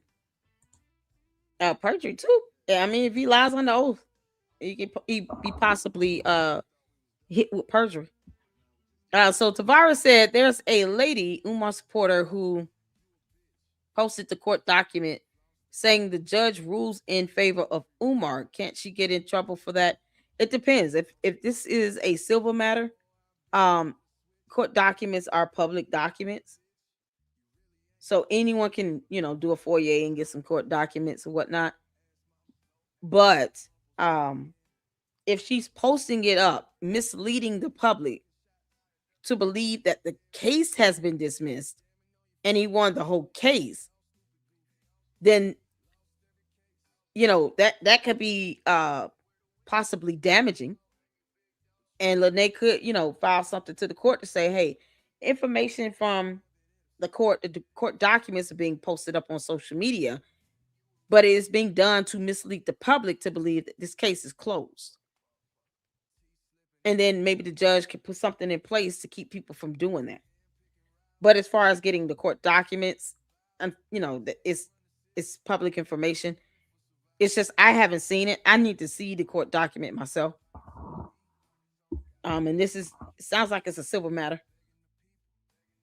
So I'm not quite sure what the court documents say, but if the judge were to order that person to take it down, then that's another route that can be done, especially if you're lying to the public about what the court has ruled on and decided on. And it's something that the average person, like anyone, can just go and read and get the information and see that you're intentionally lying and misleading the public about it. Then yeah, the judge could put something in place to have that taken down or to have that corrected. Because when you're lying, saying that, oh, he won this case and the judge ruled in favor of this and now the case is closed, sort of thing, you're also lying on the court, because you're saying that the court took this action in this matter when it didn't. The court didn't rule on the entire case. The court ruled on a specific request in the case. There's a huge difference in that. And because you have people who don't understand how court works and court rules and processes for certain, whether it be for a civil proceeding or even a criminal proceeding, then they're going to believe that he won the whole case, especially if they don't take the time to actually get court documents and read and understand what the court order means, or they're not familiar with the court docket. They don't know what the complaint is about. They haven't read anything else, and they see that, and they're automatically led to believe that the court case is closed. Yeah, the judge could say, no, you got to take that down, because now you're lying on us, saying that we did something we didn't do. And the courts don't like that. Judges don't like that at all. They're not for play with that. So, but the court documents itself, like having possession of it, is public information. I don't understand why lie. Like, why lie and say something was done in this matter when it can be looked up? If anybody, I wish Lenae was in here and I can get the court case number and I can look at the docket myself to see what's going on with it. The judge didn't grant Lenae a temporary protection order. That's what it sounds like. It sounds like she put in a petition for a protection order, and the judge didn't. She said specifically an ex parte hearing. So if there was a request for a specific type of hearing and the judge said no to that, I don't know. That could be separate from the actual petition for the protection order itself. So I have no idea what's going on, because I don't want to be confused. I want to be able to look at the case myself. Umar is on the short bus. I know, right? She leaked Lenae's info, though. So there was personal identifier information in that court document. I'll have to see it. I really need to see it. Y'all know I don't like people being doxxed like that. That's so crazy. And why was she there? She wasn't a party to the case or a witness. So why was that lady there? Was she in the hearing? Ex parte only means to expedite the hearing. You can request for an expedited hearing. Most times they're not gonna deny that. The ex parte hearing is actually where it's a hearing where you hear one side without the other being present. Specific cases like a protection order is one of those types of cases. And here's the information on this, where the petitioner can request an ex parte hearing, especially if you're saying, I fear for my life and my safety, and I need to be able to come to the court, present my evidence to justify why I'm requesting this protection order. And I'm requesting an ex parte hearing because I believe that this person is a very present danger and a threat to me. So as you all can see, ex parte is basically with done with respect to or in the interest of one side only, or of an interested outside party. So typically both parties, like the defendant, would have the right to, go to court and defend themselves. For protection orders, those can be heard as an ex parte hearing itself. For the initial, most times it's like a temporary protection order, and then you can have the defendant served, and then they're given a court date where now you go to what's seen as a trial, like a trial hearing, to justify whether this temporary protection order now becomes a permanent protection order. So that is when he would have the opportunity to go in and then to state his case. Like I said, I don't even know what phase this proceeding is in, but ex parte is when you're just hearing one side of the one party in the matter and not both at the same time. So the judge denied her request for that. But I don't know exactly what phase they're in with this protection order either. So let's get back to it. Yeah, Lenae, you there? Sounds like her microphone, or I think she's on her cell phone. Let's see if she comes back on. Hold on one second. Yeah, I think she's gonna call back in. Here's video too, by the way.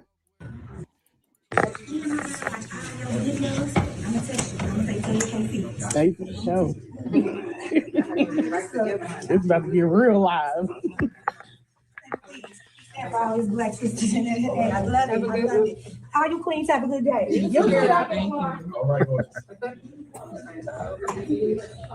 Okay, Lenae's back. Lenae, you there? Yeah. Do you hear me? Yeah, it sounds like you're. Yeah, I can hear you now. Yep. Okay. So yeah, this is outside of the courtroom. So there were some people. I'm lying. There was a person that recognized him, and then once there she is. Yeah. Oh, actually, it was some people. So it was her in the pink pants and another girl that were there that recognized him. So he took pictures.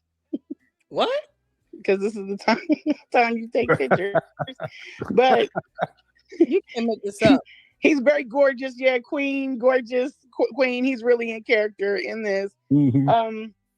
This is where we're sitting now. All these people have, they're there as witnesses or have court dates or whatever. And it was a weird. If this were a federal court, they would not be able to even have their cameras. I mean, their phones. So this must be some magistrate court or maybe like a county level superior court. But if this were federal, they wouldn't even be able to get past security with their cell phones. Unless they had, some special order granted to them from the chief judge of the courts. I don't even see why the security allowed them to photograph like that. Because you got people sitting here that might not want to be photographed if they're there for a protection order. Why is he taking photos? This is just you can't make this up. Very weird. Just a very weird setup. It is. The judge, I'm just gonna say, I just say what I said. The judge did it. It wasn't handled like it was supposed to be handled. There's this thing when you go in, if there's information that you cannot share with the court, you don't want to share with the court, or it's probably not the best thing to share with the court. It's called a sealed request. And I asked the judge, I said, can I talk to you privately? She said, no, I can't do that. Like, you're in a DV type of case. Yeah, you absolutely could. But it was just so that Umar didn't hear what I had to say. She was very loose with the information, which worried me. And then after that, I was like, yeah, I'm done with this. Like, I brought in evidence and she's letting him go through the evidence. So my business, my logos on, I don't want this man to have any more information than what he's. Are you listening to what I'm telling you? Don't let him look through the pile of papers. No. So after the court, I left out of there and I called. I'll just say I called someone. Umar put this up on his IG page, but he didn't tell his followers the information that's critical. He left that out. And that tells me a whole lot. Okay, it says in the circuit court of Jackson County. See, this is a circuit court because federal court, they don't let you pass the security with cell phones. What does that say?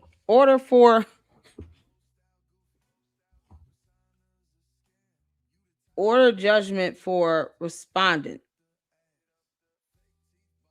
And I can't see it. Lennon. I did reach out to Lenae and emailed her before I started this live to see if she was willing to share information. He got this on is this his Instagram? Can someone send me that screenshot? If it's on his Instagram. I can't get into my Instagram. Does anyone have access to that? I'm trying to find this YouTube channel as well. I can't click on links from StreamYard, Tavares. Shout out to my mods. I appreciate you all. Can you email me that YouTube channel link? Social justice activist. Is it PP? Is that part of it? Hold on a second, because I'm trying to see this actual order. Social justice activist PP.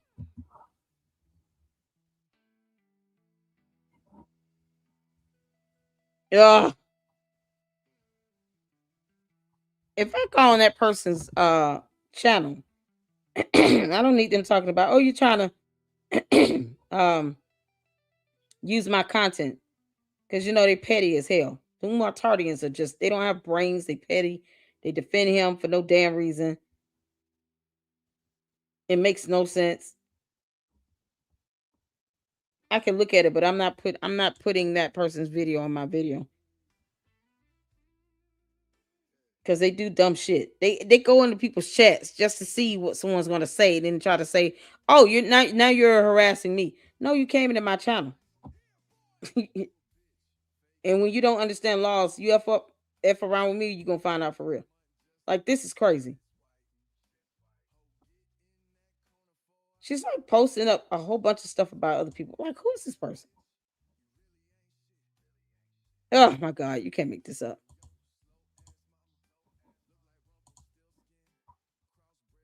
If anyone can email me that photo, that Instagram for the Instagram, if it's still up, please do so. Because I want to look this. Yeah, I got the channel. What's the name of his Instagram? I'm not sure anybody know. What's Umar's Instagram? Anybody have his direct Instagram? Man, this is hard to make out. And then I can't even read the case number, because I'd rather just look at the case number. I just see Circuit Court for Jackson County, Missouri.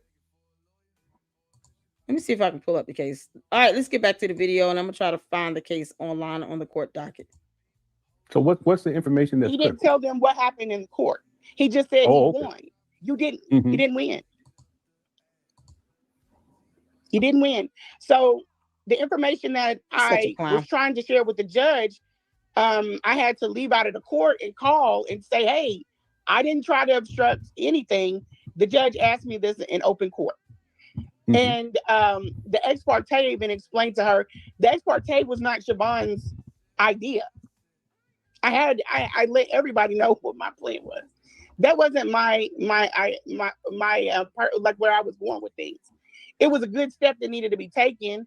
I don't know if I'll have to recircle it again, but I didn't come up with that. That came from another organization and another agency. Yeah, can you explain what ex parte means? It's just a restraining order. Mm-hmm.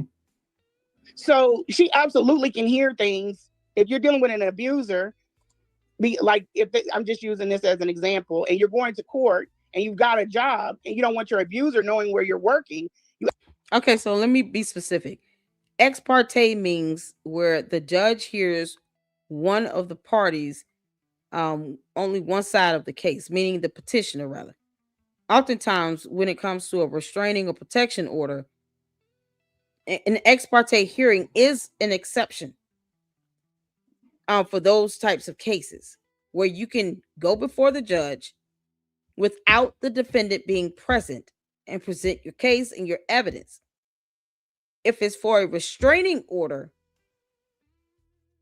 and I'm going to be flat out honest, the judge could deny it, because unless you're saying this person is going to do me bodily injury or harm, if it's a restraining order, you're just basically asking the court to restrain him from saying or doing something, but it doesn't necessarily involve a threat to someone's life, or that their life is in danger, because a restraining order is different from a protection order. But an ex parte hearing is just the judge hearing the side of the petitioner without the defendant being present. So if this is pertaining to a restraining order and not a protection order, that would make sense. I mean, a protection order, of course, would stop them from, not only, communicating about you and stuff like that, or, harassing you, but it would also protect you physically. And then it will restrain that person from being able to go within so many number of feet away from you, based on the addresses that you list. So it could be at your home address, school, church, where you work, stuff like that. If you have proof that this person is stalking you or following you, then you can add in that layer of protection. and it will restrain them from being able to go within so many feet. But a restraining order is just, I need this person to stop doing something, but not necessarily mean that you believe this person has threatened your life. So there's a higher chance that you can get the ex parte hearing if it's for a protection order than it would be for just a regular standard restraining order. But the actual threat component is missing. Does that make sense? So if I can see the case, it will be so much easier to be able to see these documents. Let's see. That's Umar Johnson's Instagram. So you add Dr. Umar Johnson? At Dr. Umar Johnson. Okay, thank you. I want to see this court document.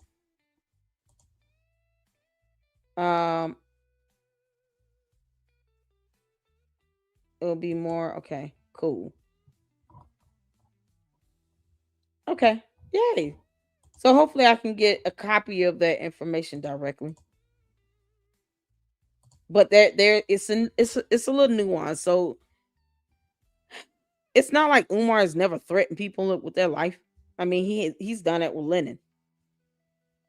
So it's not outside the box to say there's a history of him doing this. But she would have to prove that there is evidence to support a protection order where he's made a threat to her life, or even her kids' lives, or someone that's in her household. But I don't know a specific, so I'm just trying to get that information. Hopefully I can pull some up with the court. All right, let's get back to it. Absolutely can submit things in sealed because you don't want him to gain information while he's at court. Mm-hmm. So it's very odd that she didn't want to accept anything sealed, and she didn't want to talk privately. Yeah, did Umar speak at all today? He did. He said he just lied about everything, Lennon. I can't even explain. He went through his rendition of how we got here. He said that a lot of lies. He said that I reached out to his nephew. We both know that that's not how me and his nephew got in contact. What? It's like he's making up things in order to fill in some gaps or just to tell a story. Okay, even that alone would have been objected as irrelevant. His nephew is irrelevant to this. His nephew is not a witness. His nephew is not a party to the case. The nephew would be absolutely irrelevant. And that's, I would have objected, like, Yana, I object to this. This is irrelevant. His nephew has nothing to do with this case. Him bringing up the nephew is just a distraction. It has nothing to do with this matter. His nephew is not a party to the case. He's not a witness or anything. So that is just completely irrelevant to the matter at hand here. It's irrelevant. The nephew has nothing to do with this. Why would he bring that up? Who cares if she talked to the nephew? You can't make this up. It's like he went in there and winged it. You can't make this up. Well, why bring the nephew up? And so what if she did? I mean, he has nothing to do with this. This is so crazy. He's like, she's done 19 interviews. I'm going to do some more. Yeah. So what? I'm going to do some more. You can't stop me from telling my story. Exactly. And he lied about, like I was saying, he lied about the nephew. He said that I reached out to his nephew. He said that I reached out to other people in his family, which is not true. And then I gave her the evidence that I didn't reach out to them. They reached out to me. Mm-hmm. That's known. The judge does not understand like his background. So I gave her the background on him. She didn't understand about doxing. She didn't understand about when he passed my address. She didn't understand any of that stuff. Yeah, did you bring up when he she was posted like, a well, picture? how do you know he did it? I'm about to give you the documents to tell you why I know he did it. It was very devil's advocate, I guess, or she was trying to investigate how I knew these things, but I was just telling her the story. It was a mess. I don't know if it's because of his position Like she's thinking. I don't know. The judge asked what? I gave her the evidence that I didn't reach out to them. They reached out to me. Mm-hmm. That's known. The judge does not understand like his background. So I gave her the background on him. She didn't understand about doxing. She didn't understand about when he passed my address. She didn't understand any of that stuff. Yeah, did you bring up when he posted like, the well, picture? How do you know he did it? I'm about to. So the judge said, how do you know he did it? Because he's done this in videos. He literally gave out her address in a whole damn video. Listen, I'm going to just say this because it's important to understand the judge you're dealing with. Once you get a court date and you see the judge assigned to the case, look that judge up so you can get a feel for that judge. You can understand, how they operate. A lot of judges, a lot of times, you never know who they are and who they know. Maybe she does know Umar. But if it's one of those types of judges where background might not be relevant in the matter, he's going to come in and say whatever, right? Your goal is to not dispute him with whatever he's saying. The goal is, here's my complaint, here's my evidence, right? So I wouldn't waste time trying to combat whatever shit coming out of his mouth, because we all know it's going to be fluff. Y'all know all of that is irrelevant to the matter. He has doxed me. Here's a video link. I can show the court right now evidence, and here's screenshots where he put out my address. He has attacked me, my children. He has sent people after me. It's also in the video, which is timestamped, and I can show you right now if you want to see the evidence.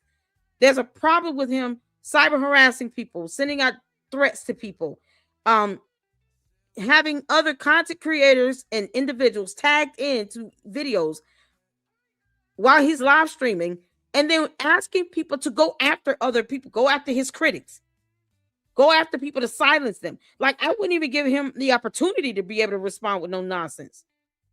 And anything he says that's not relevant, I would object to it as irrelevant and remind the court he's just throwing spaghetti at the wall. That's not even a viable excuse. It has nothing to do with the fact that he doxed me. He's put my life in danger. He's put me in a vicarious situation where now I don't feel safe. And he has a history of doing this. And here's other videos where you can see that. There's a pattern of behavior. And because he and I had some sort of whatever they had, entanglement, I've even been to his mother's home and helped him with his mother. That is how close we were at one point where he allowed me to come around his mother. So he's accused me of committing any fraudulent activity with his bank account. Here's the video clip in the timestamp. Like, that's how that should have went. I just would have made sure I got out the core information. Don't give people like Umar, who is a habitual pathological liar, any chance to come with any defense, because it's not going to be relevant. He's just going to say a bunch of things that he has either no evidence to prove or is completely irrelevant to the complaint itself. Because the judge is sitting here saying, how do you know he did it? And anyone that's kept up with this even a little bit knows that he has done this in a video where he doxed her address. Like, I wouldn't even give him the opportunity. It seemed like the judge is like, if you ever feel like, I don't know if this was a JO or one of the presiding judges, sometimes you get what's called a judicial officer. And they're like kind of what you would see a physician's assistant as. A physician assistant still goes to medical school, but they have to operate under the supervision of an actual licensed medical physician. It's the same thing with a judicial assistant or a judicial officer. They operate under a presiding judge. And they just kind of there to help push the cases along and make sure the cases are getting handled within a reasonable time frame. But there's a court rule where you can say, I don't want a judicial officer over my case. I want to file this motion on this court rule. In Georgia, it's 1000.4, where I want the presiding judge to now take over this matter and preside over this matter moving forward. So all hearings, especially the trial or the final hearing, should be heard by the presiding judge, because this judicial officer doesn't understand doxing is a crime. Did not give me the opportunity to present my evidence, denied an ex parte hearing, but did not, give me the opportunity to present the case. And then she's asking, what evidence do you have on this? A video. He told on himself. What are we talking about? Who is this judge? To give you the documents to tell you why I know he did it. It was very devil's advocate, I guess, or she was trying to investigate how I knew these things, but I was just telling her the story. Yeah, he gave out info. Tell his followers. It was a mess. I don't know if it's because of his position. Like, she's thinking he's a doctor, so he's, he's under, like, he has, like, I'm just so lost for words. It's almost like she thought that he's a regular acting doctor. He's not a regular acting doctor at all. Yeah, someone had asked, was the judge a Black woman? No. And you got to understand, this is Kansas City. So this is not something that they're used to dealing with. Everybody's just like kind of dumbfounded on, not about ex parte, just about the course of how the court went, like how things went. It wasn't normal at all. Yeah, so Umar spoke today, and you spoke as well? Yes. Yeah. I spoke first. And so his thing, she's a petitioner. She would have spoken first. This is where, and I understand certain matters, people, especially in civil proceedings, you're not guaranteed a judge, only in a criminal matter. So having an attorney is like a luxury, right? But I think an attorney would have been very, beneficial because they understand court rules. They understand, the rules of objections and how to object. And an attorney would have just gotten straight to the point because they probably have a rapport with the judge as well. Seeing, a lot of these attorneys, they have a lot of cases that occur within the same court. So they stand before these judges often. So they understand the judge's, style and how they handle these cases. Let's say the judge did not know who Umar was, right? If she was able to go first, that's the opportunity to say, here's my complaint, here's my evidence as proof, and here's what could happen if the court does not grant me this motion or does not grant me this request. Now, discovery has to be exchanged by both parties. But if you believe that there is some information that this person could use against you to continue to dox you, to harass you, to defame you, to attack you, that should not be released to the public, then that would be where you can make that argument. An attorney would know how to do that. And of course, nothing that Umar said was relevant to anything. You talking about, she talked to my nephew. She talked to me. Who cares? Who cares? The question should have been, do you have evidence on that? And even if she did, what was the context of the conversation about? I wouldn't have even entertained that. I would have not even tried to even, argue against that because it's irrelevant. You have to sometimes just, when you know who you're dealing with and who you're going to court against, you have to stay in control of that hearing and of what the judge is being told. And anytime you bring forth a complaint, support immediately. Say what evidence you have to support it. I've been doxxed by this individual. He has falsely accused me of tampering with his bank accounts and having committed some sort of fraudulent activity, and that is highly defamatory. And it also introduced me to being cyber harassed and bullied and stalked. Here's the video clip and here's the timestamp if you would like to take a look at the video. That way you can kind of control the evidence, the information that the judge and the other party is able to see by being very specific with it. And it takes away whatever excuse he tries to give. Now the judge is like, you don't have an excuse for doing this. Because what she's done is proven that you've done this while you're sitting here talking about something with your nephew. I don't care about that. I care about you sitting here putting out her address all over social media and doxing her and sending people after her. That's what I care about. And the fact that you do this habitually. So it's an art of being able to keep the case focused on what it should be focused on. Sometimes you can, if you don't go in and you don't know how to kind of present that information, especially if the judge tries to come off, not that they want to be intimidating, but let's say the judge coming off like they're being off-putting, off-standing, or they're off-putting and they're not really trying to, what they don't want is this back and forth for he say, she say. Then you know, it can come off like the judge doesn't want to hear it. What the judge needs to hear is exactly what you need to tell them and support your evidence with that. And that's it. He stalks me. He's harassed me. He's retaliated. Here are the videos. Here are the posts. Here's the evidence to support it. So every complaint, each point she brings up, immediate evidence right behind it. And don't have the judge asking you, what evidence do you have? I have the evidence. It's in a video. Here's the link. This is raw footage. And I have a timestamp if the court is able to look at this right now. I have screenshots. I have a transcript from the video. And I highlighted it so you can see what was said in the video. I would have attached that as an exhibit. Control what you introduce as exhibits to your case. So if you don't want like personal information, I wouldn't have provided. I would have redacted it myself and just go about it doing it that way. Once again, I don't even know what all was disclosed or anything. Oh man.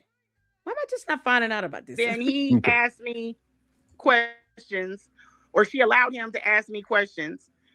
And then I didn't get to do that for him. I couldn't I couldn't pick apart his. It was really odd. But I guess the one thing that I'm trying to really hold on to, so I'm not giving out too much information. But the biggest thing that I need everybody to understand is it was not a win. It's not about ego thing or anything like bruised ego because I didn't get my ex parte. That's not what I'm trying to say. What I'm saying is that the information, the real thing that came out in court, he hid that. And that is the fact that this is nothing compared to thank you, the court cases that are coming. Okay. I know I'm going after him for my stuff, but he has other things coming up, and he didn't tell his people about it. Yeah, and cult leaders never. Yeah, Shay had given a definition. An ex parte order is a temporary. I'm sorry, an ex parte order is a temporary court order issued. Issued by a judge without a formal hearing because one side requested it in the absence of the other. So did you request this in the absence? Umar didn't show up for that when you initially. He showed up for all of it. Oh, okay. Mm-hmm. All right. For every single one, which is odd in itself. He came every court date. So even when I went in to fill out but he wouldn't go to court when he tried to sue Lenae Honor. No, go ahead. No, when Umar tried to sue Lenae Honor, that's Lenae Honor's here. In a federal court, he filed a federal lawsuit against Lenae Honor. The case was dismissed for failure to prosecute, and because Umar didn't want to pay the court fees or even request a waiver, also known as an informal purpose petition, to get the actual court fee waived. So it was dismissed because of that. And even if he had applied for the waiver and got the waiver for the court fees, he still failed to state a claim. So when he's presented with an opportunity to actually try to litigate anything, he doesn't follow through on it. The same thing with Marianne Lorient. He filed a lawsuit against her, a slap suit. And then he turned around and had his slimy greaseball attorneys reach out to Marianne Lorient, who's the defendant in that lawsuit, to try to settle with her. This is how he is. So I'm shocked that he showed up. I really am. Okay, so I got the document here. Shout out to S-Files. Thank you so much. Let me pull this up right quick because I need to read this. Because this is a little baffling to me. So if you guys can see this is the actual order. And like I said, court documents are available to the public. It's a matter of how they're using it. Maybe she could request that the court for information about the court documents to be posted up with accuracy, because there's this whole they're using it to mislead the public to believe that this entire case is come to a close, and it hasn't.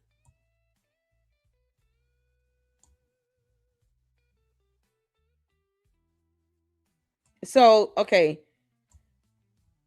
Order judgment for respondent. But they didn't say the actual name of the actual. If it was a motion for an ex parte hearing, then this should have said order regarding motion on ex parte hearing. It would be that specific. So it says in the Circuit Court of Jackson County, Missouri, at Kansas City.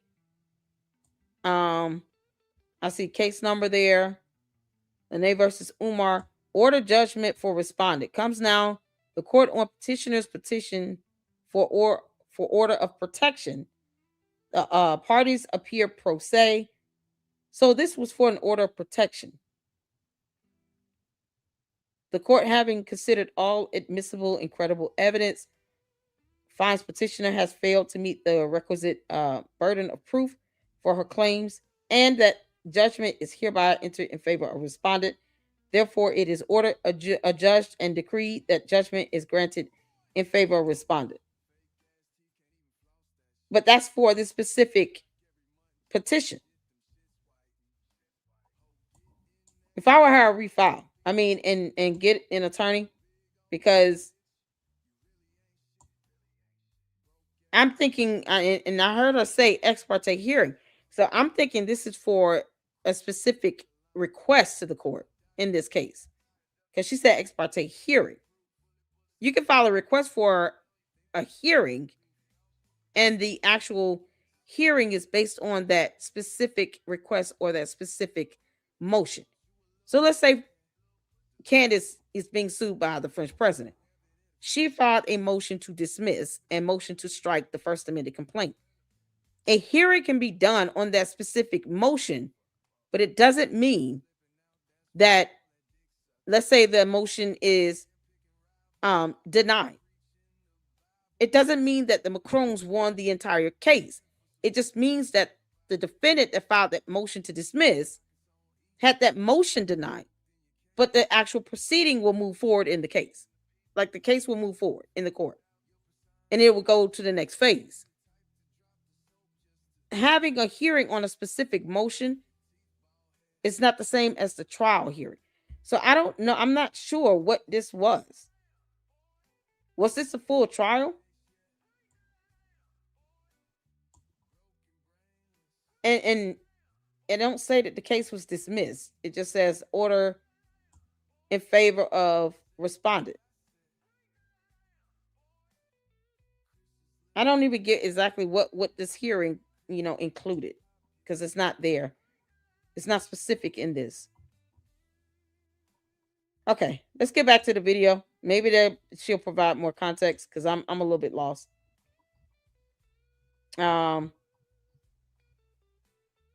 Yeah, I'm a little bit lost. I haven't seen Leonard Honor content in a long time. Used to watch him all the time. When he lived and the kids were young. Love the Honor family. Yeah. All right, y'all. Let's get back to the video, because I'm just trying to get some context on this. I went in and I filled out for the packet. So I did an interview. They said, go put an ex parte in. Go put a restraining order. I said, okay. I have the packet. I didn't have the devices on me, because one is from my AirPad, but I had my phone. And I told the lady. So she said, okay, we'll set a court date. You could bring that back, show it to the judge. At the court date, I show up. Lo and behold, he's here in Kansas City. He didn't post, he didn't tell us following anything. He just shows up and he's here. We go into court, he contests. I want to contest it. And then turns around and says that I'm doing the same thing to him. I'm harassing him. I do not call Umar. I don't even have people reach out to Umar by proxy. I don't go on his page. I don't need to. Anything that he does, people send me in the DM. So he contested. She doesn't say, well, let me see what your proof is. She just says, okay, we're going to trial. So she knows this is where we're hung up at. She doesn't know what he's done. She just automatically is like, okay, we're going to trial. He could have, I mean, and I'm being fictitious, but he could have like did something crazy. You know what I mean? How do you put the trial out for that many days and you don't know what's going on? Yeah, did she know about? But I don't understand. She didn't know anything. She didn't know anything about the case. She didn't know who he was. She didn't know anything. Yeah, and this is the text message. If you haven't seen this, that Umar sent to her son. It says, "Good evening, sir. Your mother attacked me on YouTube by going on my #1 haters platform and discussing my mother's personal business. My mother is innocent, and your mother had no right to target my disabled mother by conspiring with my haters. I've never had anyone violate my mother in my life. I'm sorry you're in the middle of this, sir." Umar puts him in the middle of this. My family. Wait, what? Hold on.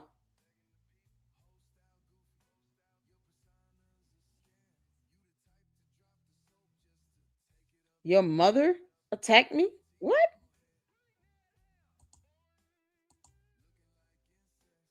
Let me go back because I must have missed who sent this text. I'm harassing him. I do not call Umar. I don't even have people reach out to Umar by proxy. I don't go on his page. Okay, and then I would have said, Your Honor, that is false, and he has not presented any evidence on that. So if the court is not going to fairly consider my evidence and exhibits that I actually have to present to the court today, then the court should be asking the defendant to present evidence on how I'm exactly harassing him. And you're talking about a repeated pattern of behavior here. So he would have to have more than just one piece of evidence. Like, I think she needed an attorney to help her express her case to the court. So did they have the trial that same day, or was there a trial hearing scheduled for a different day? I don't need to. Anything that he does, people send me in the DM. Mm-hmm. So I wouldn't have even entertained it. I would have made him show evidence. She doesn't say, well, let me see what your proof is. She just says, okay, we're going to trial. So she knows this is where we're hung up at. She doesn't know what he's done. She just automatically is like, okay, we're going to trial. He could have, I mean, and I'm being fictitious, but he could have like did something crazy. You know what I mean? How do you put the trial out for that many days and you don't know what's going on? Yeah, did she know about? But wait, was the trial heard that same day, or is it a separate date? I think she and she keeps saying ex parte. This is for a protection order. This was not on a hearing on the request for an ex parte hearing. So I don't want people to get lost at what she's referred to, because ex parte hearing is not the same as a restraining order itself. It's just a type of hearing that could be conducted for this type of case, for a protection order. So I just keep that in your minds, because I don't want anyone to get confused with the terminology. She didn't know who he was. She didn't know anything. Yeah, and this is the text message. If you haven't seen this, that Umar sent to her son. It says, "Good evening, sir. Your mother attacked me on YouTube." Why is he sending this text message to her child? How old is his son? Why is Umar texting the child? Isn't her child a minor?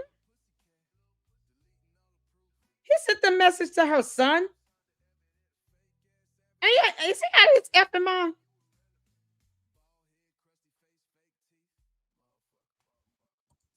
Thank you, S-Files. Yeah, email him to me so I can reach out to Jay Witt. He emailed her son. Are you serious? How old is the son? If he's a minor child, why the hell is he even texting a minor child? So she can send this to take this to court and say, this man is contacting my minor child. Why would he need to contact the child again? Address her in court directly. You don't need to text her child. He's stupid. And he's got these Umar Tardians to think this shit is okay.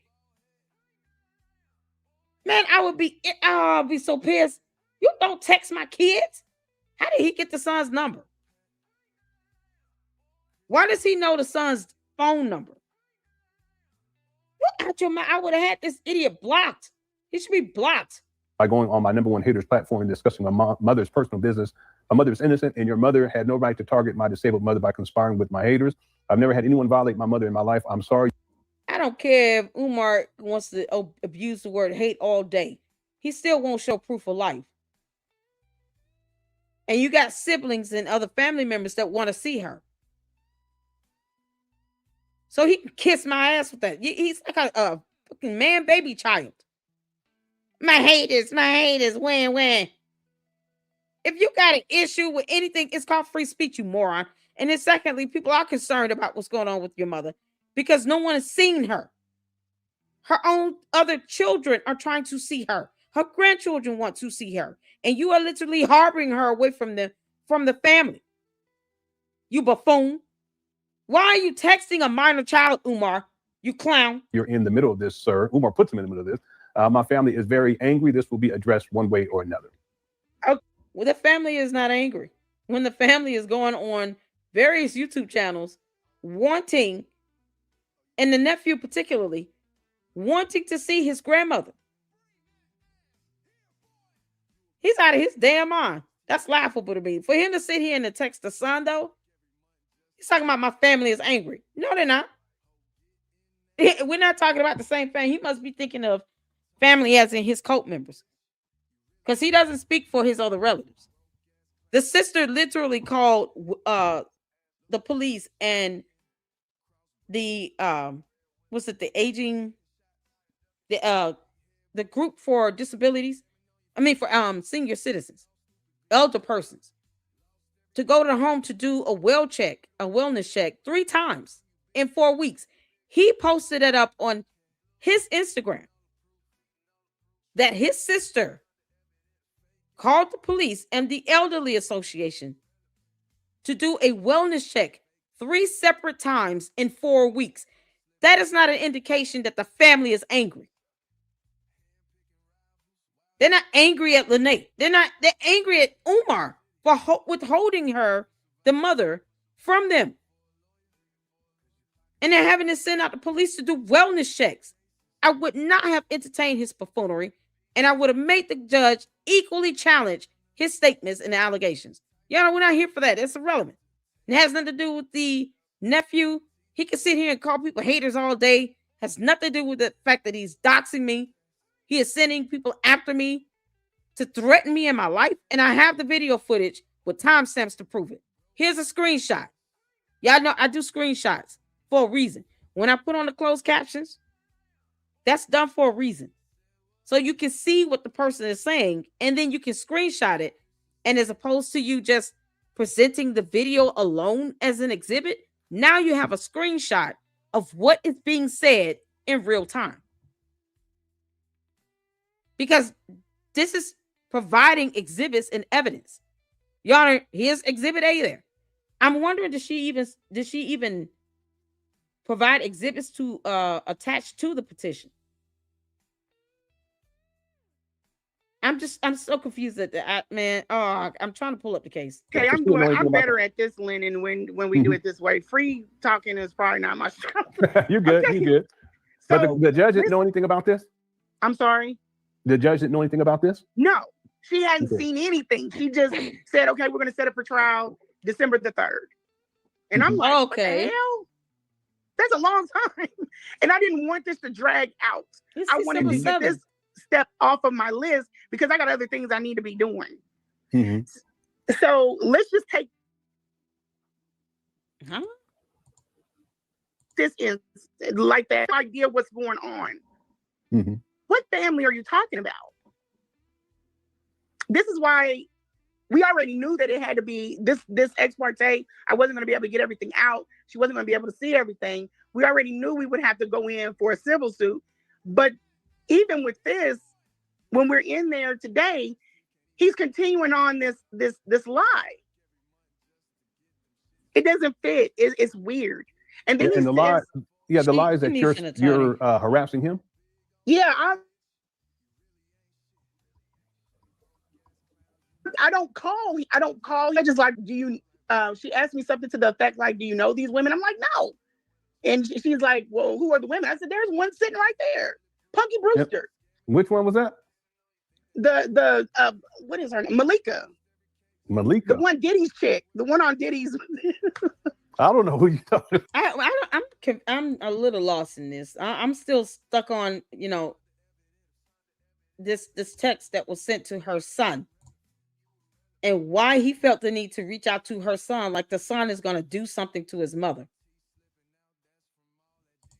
Kara Malagri, I'm gonna email. I'm gonna let her know, girl, you got to get an attorney, because the hearing was done on December 3rd. So when was the ex parte hearing? I missed a step. Yeah, she needs an attorney to come to court with her. You can also request that the court have Umar pay for your attorney. Yeah. Funny how Umar bashes black celebrities left and right, but cries whenever someone criticizes him. Exactly. The haters. We don't agree with you sitting here using money and you can't explain exactly how it's being spent. And then you lie about buying a building when your name's not even on the damn deed. No one needs to lie about that. It's not on the deed. Like, this is insane. She did show it. She showed it to the judge. Bibi says, I don't think it was her minor son. She has two. He was the son who organized initially the event in their area, which is how they met. I mean, he didn't need to email either of the children. He didn't, neither of her children. Umar's a liar, pathological. I think it is her older son he sent the text message to.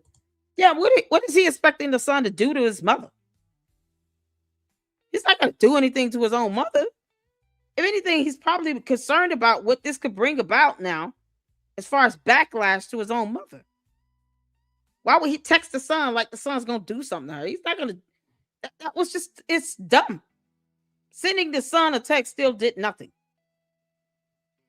What's the matter with him? This will be addressed one way or another. Sounds like a threat. So that's what he sent to the son. See, that's what I'm saying. Oh boy.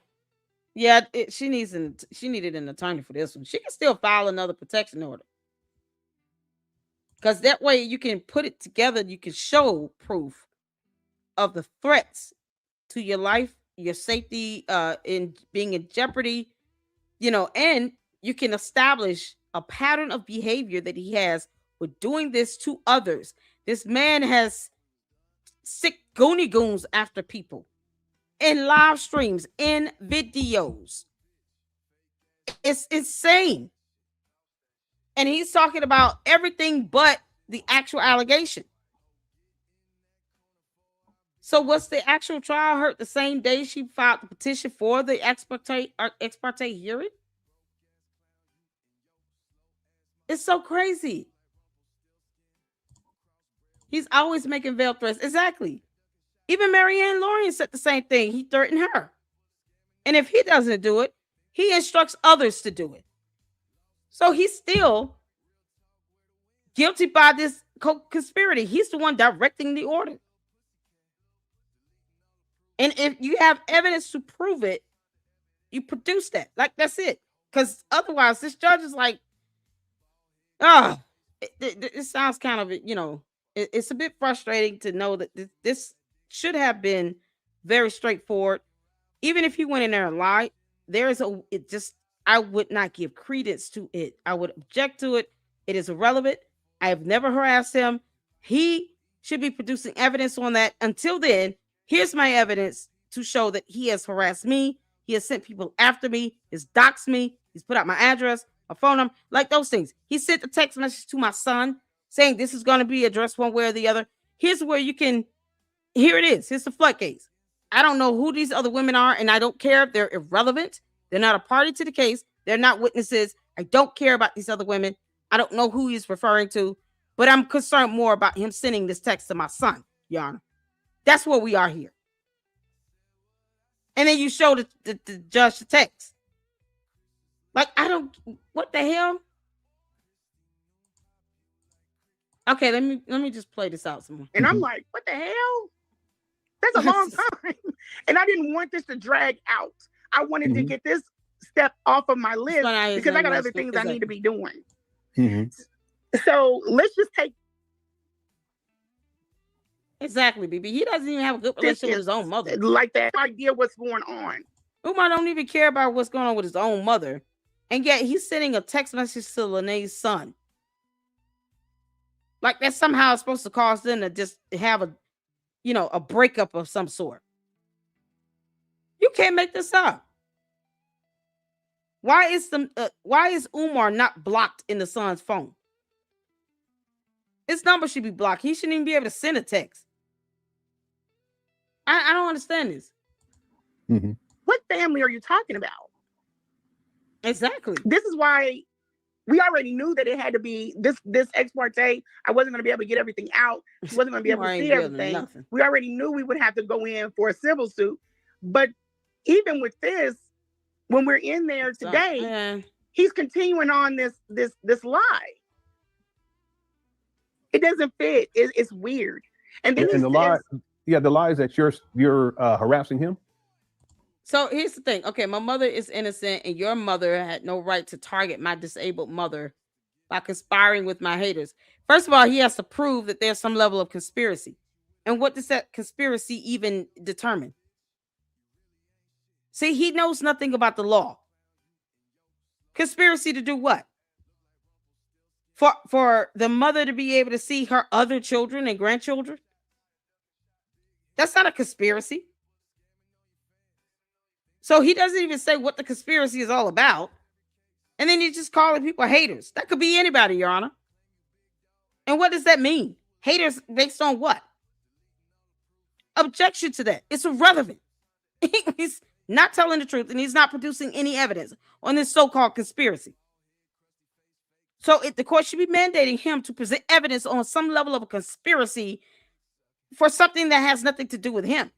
If the family wants to see his mother or their mother, he has siblings. Family wants to see their mother, they have the right to do that. That's irrelevant to the matter at hand. Irrelevant. It is irrelevant. It's fucking irrelevant. And if you read the text here, I've never had anyone violate my mother in my life. He can't, but he can't prove that. Well, we have a video where someone came out and did a wellness check, and he told the lady that his mother wasn't at home. But he's supposed to be the primary caretaker here. You have a relative that went on a YouTube channel, did a video about him wanting to see his grandmother, about how his sister was kicked out of the mother's home by Umar himself over a hamburger. Like, there's evidence on that. So what family is he talking about that's angry with him or angry with her because of him? Ain't nobody angry at Lenae. I'm sorry you're in the middle of this. No, you're putting him in this. You sent a text message to her son and you were putting him in this. And what the hell he's supposed to do to his own mother again? What was Umar thinking that what was going to be accomplished from this text? Because I doubt Lenae's son is going to sit here and cut her off because she's trying to protect herself from Umar. He literally lied about her tampering with his bank account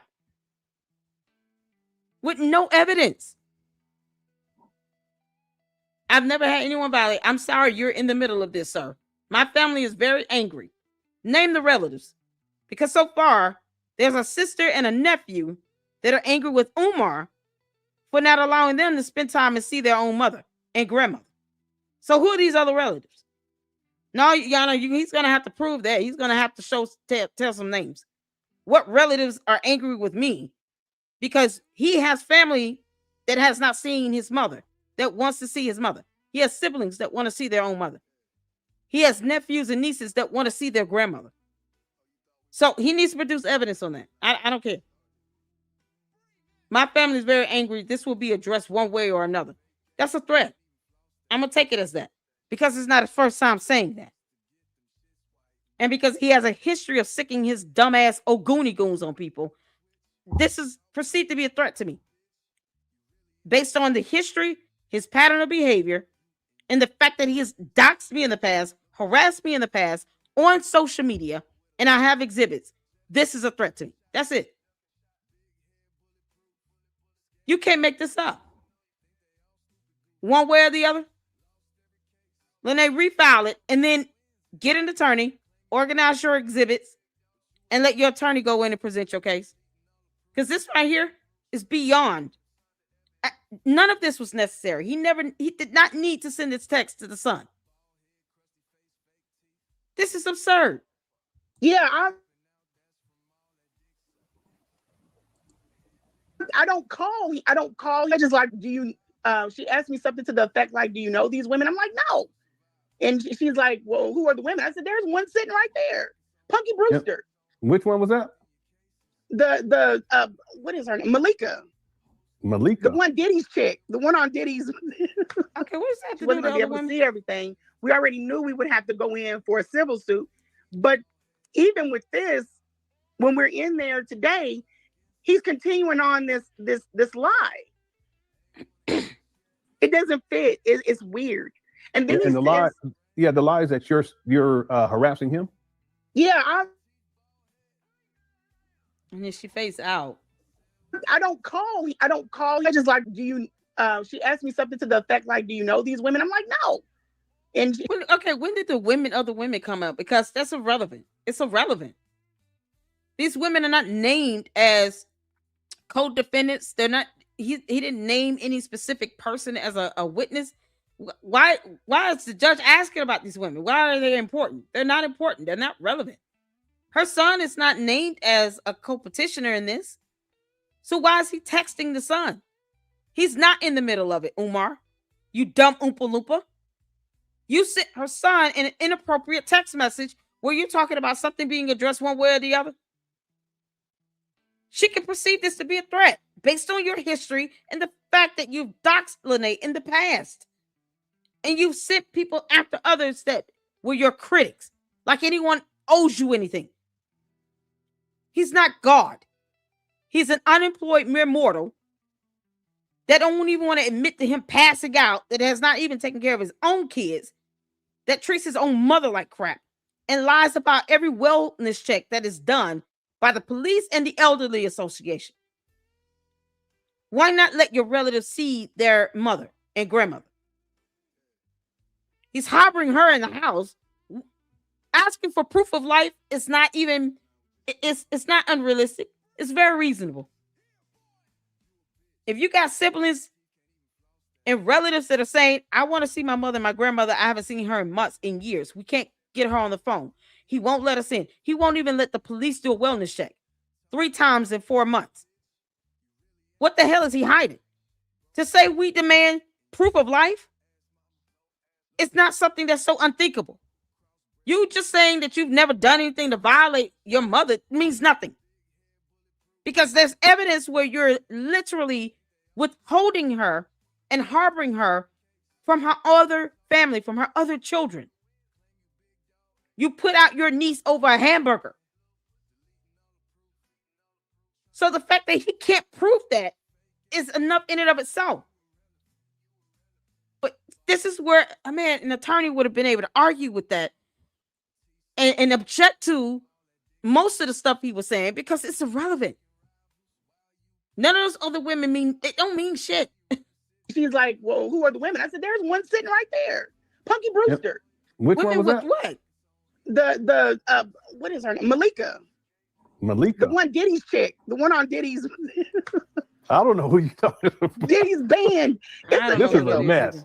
And then he brings up in court. He's like, "Oh, she thought that I was messing. I'm sleeping. She thinks that I'm sleeping with her. So that's why I don't give a shit who you're sleeping with, sir."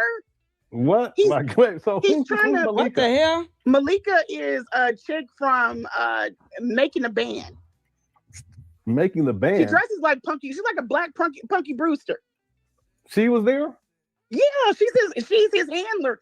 I told you this from the other girl in Ghana.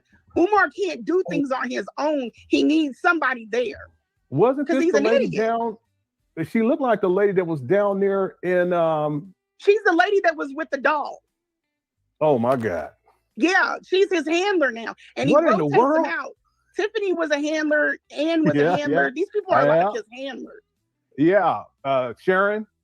Yeah, Sharon's his handler. She looks like a patient lady. She's probably dead too, but she looks patient. He needs women to help him do things. Like even when we were going into court, he's unsure of things. Like, how do you not know? Just go through the damn door. He's holding up traffic, determining whether she's gonna stay outside or go in the door.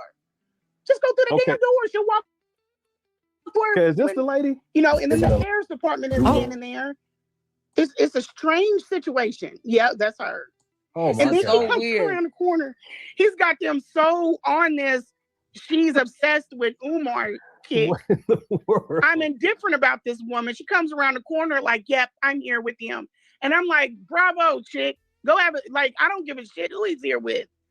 I got another announcement I'm gonna make, but they have their mindset is that I want Umar. I'm bitter because he left. Umar never left me. I cut him off.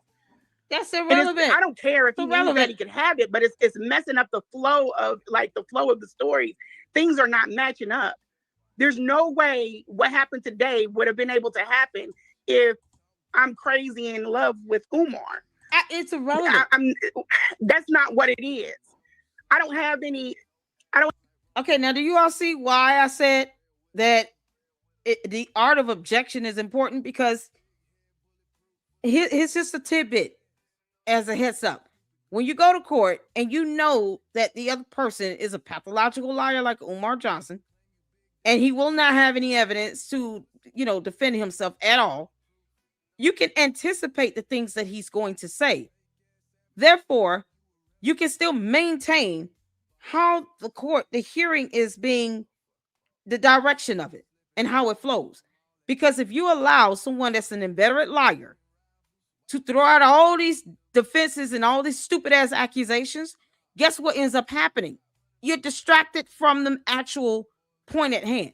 Now the judge is focused on the nonsense that he's saying because you're entertaining it and you're trying to defend yourself against it, as opposed to why you're there in the first place. If that much conversation occurred, that's time that could have been spent with you giving your exhibits to the judge, showing videos and screenshots and text messages, and putting your case together and making your argument. He's just saying all this dumb shit. I would have been objection. This has nothing to do with any of that. He text messaged my son. He's trying to bring my own son into this. My son is not a party to this case. He's not a witness. None of these women are a witness to the case. I don't know who they are. I don't care, because I'm concerned about him doxing me and putting out my address and my information and then sending people after me. I'm concerned about the harassment. Harassment including the doxing behavior, the bullying, the false accusations against criminal activity. He's accused me of trying to do something fraudulent with his bank account. Here's the clip. Here's the video. Here's the screenshot of him saying that. This is causing me to receive more backlash.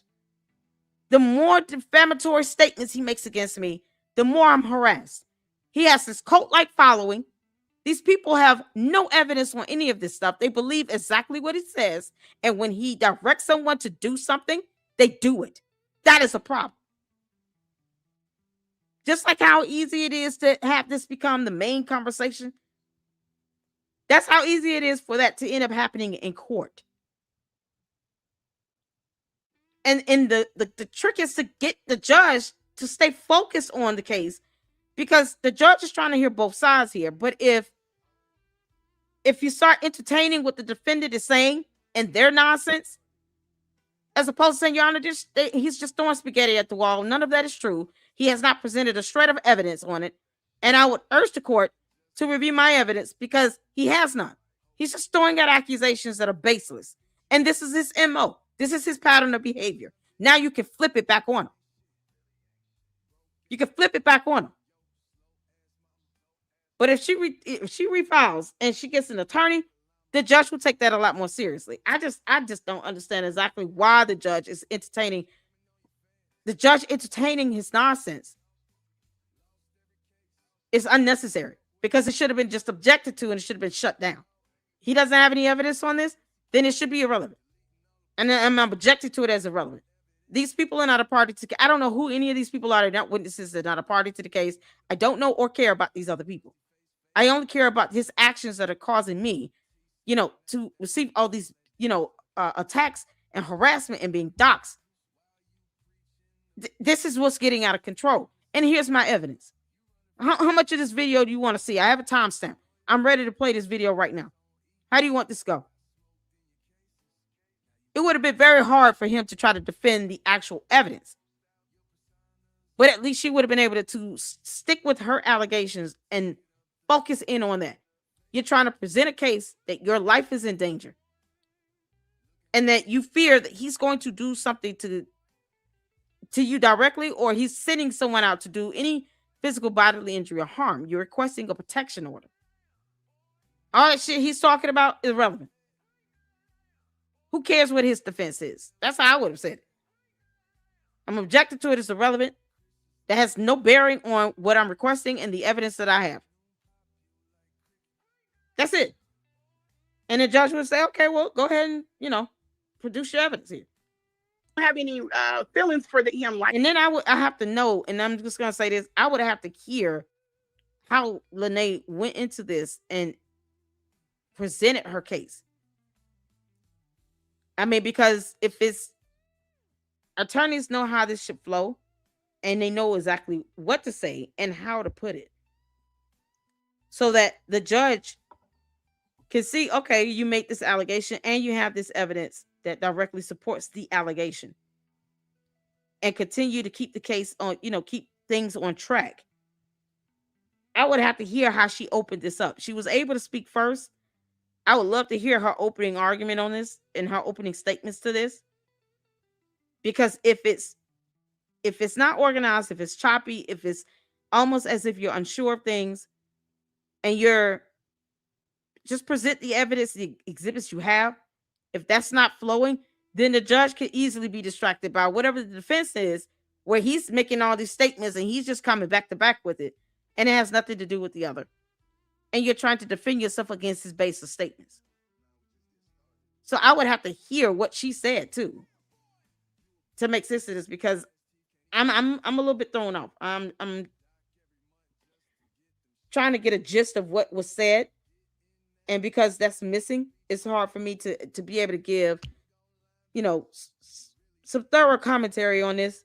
It's kind of like I'm just following along with everyone else, and I'm almost at a loss of words because he's just throwing stuff out there that makes no sense. Like that, but it helps his story to keep that. Umar's just saying whatever. So they keep coming at me like want him, and I just can't get over the fact that he's gone. We're far down the road. Sorry. Yeah, I'm sorry. So people are confused. This is it's a lot.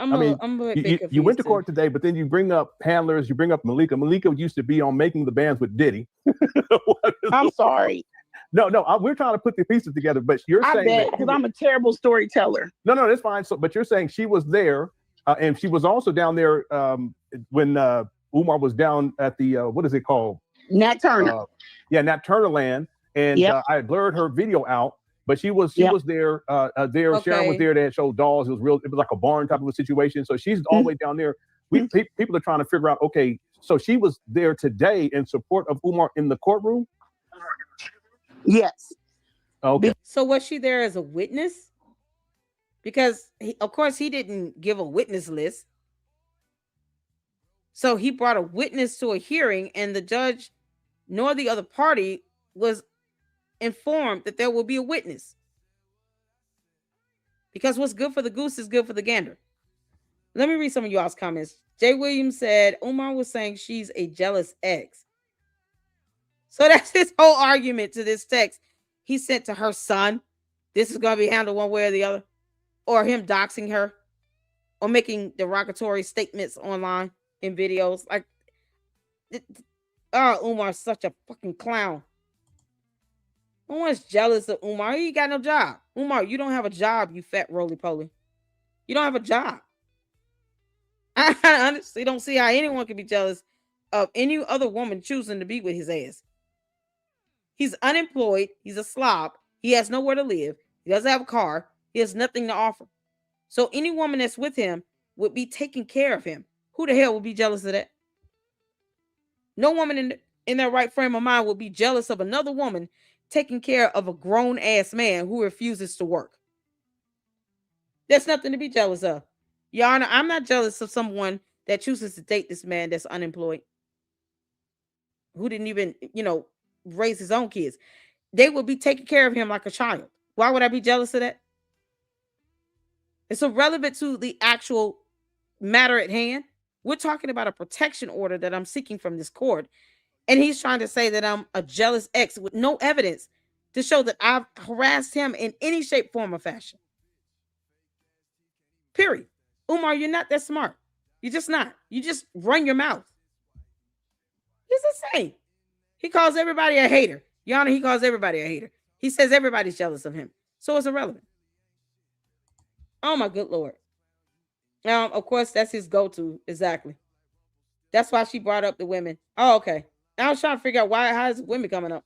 Haters are jealous. Women are jealous. That's what he says. Jealous of what? Exactly.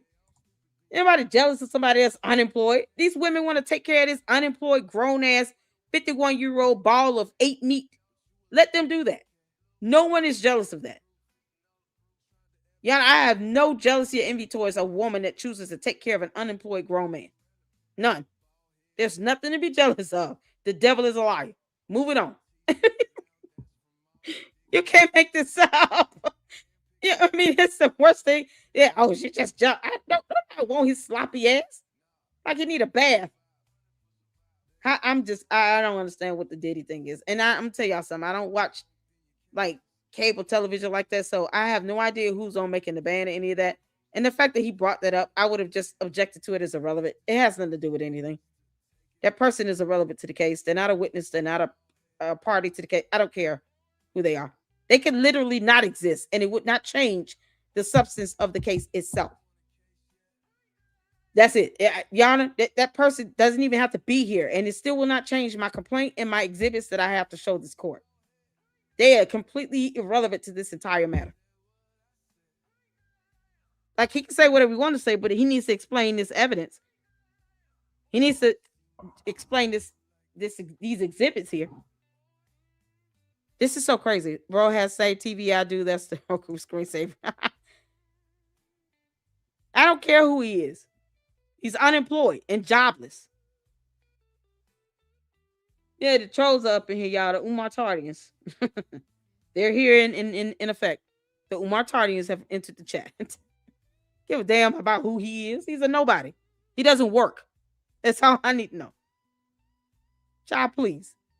Nothing jealous about. There's nothing to hate on. Who hates on an unemployed 51-year-old ball of 8 meat? Calling himself King Kong and Shango Stick and all this crap while he hangs out in Hyde Park with transgender women. Child, boo. Nothing to hate on with that. You can't make this up. You serious? He's a bum. Exactly. Francisca, he's a bum. You don't get jealous of some woman choosing to take on him as a responsibility. He has no substance, nothing to offer anybody. Because he's not somebody that can do like a standalone person. He needs somebody there with him in case you got to fill out forms or stuff like that. So that's why she came, or she could have been there for moral. They're never there for moral support. But okay, he needed somebody there. So let me see a transcript. She had said that Lenae sued Umar. She requested an ex parte order, temporary order against Umar to prevent him from doxing her online. But he's already done that. Yeah. Right? Yeah, he's already doxed. Yeah. The reason, oh my gosh, the reason why the ex parte I was sent to do an ex parte is for what is to come. In my eyes, they wanted me to have something on protection on me, and I was okay with it. Yeah, her phone is acting up again. Hopefully she calls back in.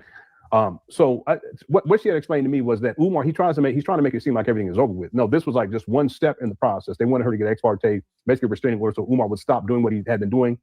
He doxed her. He put out a picture. It's called revenge porn. You guys remember that? He put that on his Instagram page. He's had his followers go at Lenae. He does that with everybody though. So what the first step for Lenae was to get a restraining order for that to stop. But Umar's trying to make it seem like that everything is over with. But that's simply not the case. He has a pattern of this. There's a foundation to this allegation here. He does this all the time.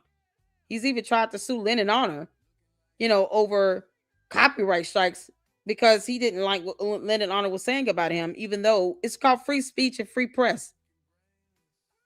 That's why Umar Tardians don't run my platform. They have no power here. Just like the candy ass cult members. We don't do cult. You can't make this up. So you say something he doesn't like, then he sends out the Oguni goons after you to break laws. Fuck out of here. It's a clown. Lenae, you there? Yes, sir. I'm here. I'm sorry. Mm-hmm. Oh, it's okay. Yeah.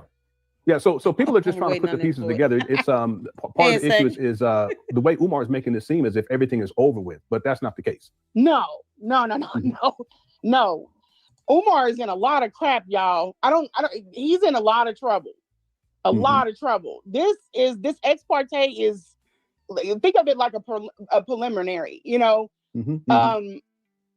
This started a long time ago. I can't really talk about the specifics, but this happened a long time ago. And I've been holding it. Let me tell y'all, I have held this through this man doxing my kids, through all of the things that he said about me. I have held it. I have held it. But he's in a lot of he's in a lot of trouble. My situation is completely separate.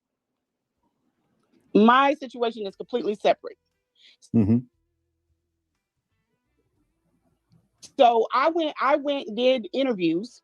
Those interviews, you're gonna have to read between the lines. I promise you, I'm not trying to be difficult, but you're gonna have to read between the lines. From those interviews, I had to go and get an ex parte. Now, I did file charges in Kansas City. I filed those charges. That's that's on them to do whatever they're going to do about that. But I'm basically going through step by step, taking care of my situation with him. There are other things outside of me that are going on as well. Okay, and this is outside of you, meaning other people? Yeah, we'll say that. Okay. We'll say that. So he's in a terrible mess, but his focus is on this small win. He will be fighting the biggest court case of his life the two biggest ones, because I plan on bringing everything I got. But before that started, I needed to put an ex parte in case one of his flying monkeys or him decide that they wanted to approach me. Does that make sense now? Yeah. So now it's clear. So basically, this was the first step, and it was really to make sure for your safety to put in. It's almost like a protection order, so that Umar can't go at you. He can't send his followers at you, like he's done anyway. He's done that in the past. He's done it with everybody, just criticize him or come out to speak out against him. But that wasn't it.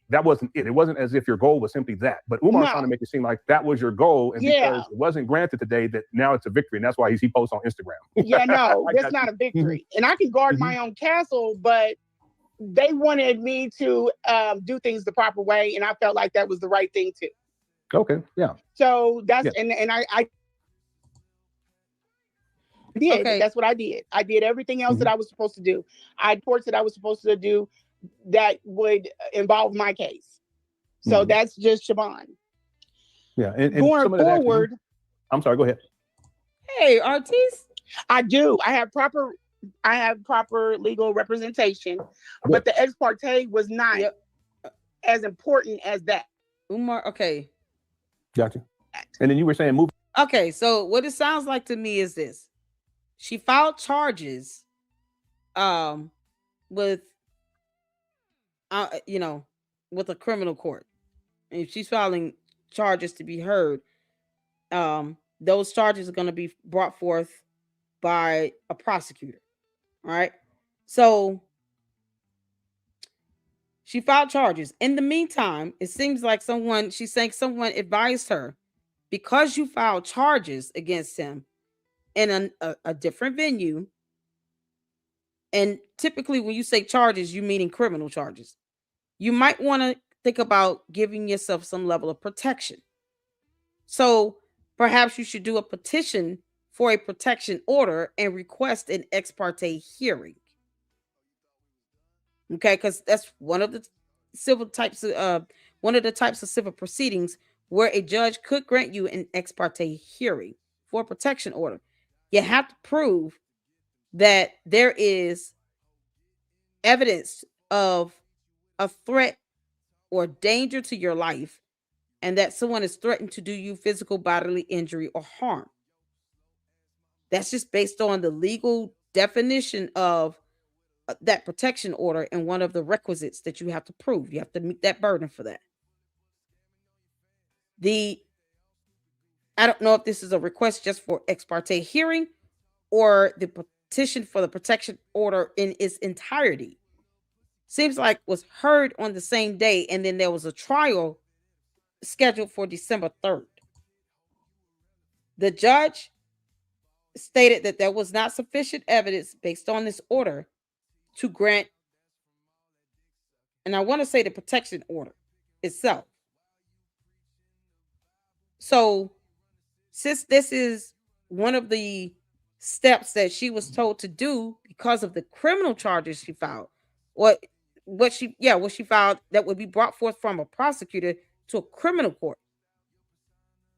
She's saying this is not the end of what I'm pursuing legally. That's what I'm getting out of this. Because she's referring to the protection order as ex parte, when ex parte is a type of hearing, not necessarily the actual name of the civil proceeding itself. Is for a protection order. An ex parte is a type of hearing that you can be granted for a protection order. So keep that in mind here, because she's saying ex parte, and that's just the type of hearing. But the actual charges she filed, that's still ongoing, and that's ongoing in a court. What was this hearing at for this matter? This was in Jackson. Oh God, this was a circuit court. So when you file charges, criminal matters go to a criminal court, or they're heard by a criminal court judge, rather.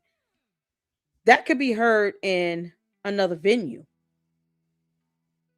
So criminal charges are brought forth to the court by the prosecutor or the DA or, AG, something to that extent.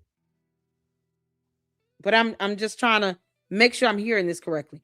This does not have any effect. This protection order has no bearing on the actual charges she filed. So she's saying to that extent, this is not the end of everything. This is just one part of it. Does that make sense? I'm just trying to make sense of this. God. Shout out to my mom, LLC in the Insomniac time zone. Oh, child. Thank you for tuning in, RTs. How you doing, honey? Anyone else having audio issues? Can y'all hear? When the video is playing, are you able to hear Tavares? Let me know. The lady he is talking to has crappy connection. But other than that, I'm good. Someone's asking about a bowel movement. That's gross. She sounds like Kiana Belcher. She does remind me of Kiana Belcher. I tried removing my headphones. Audio is fine. Okay.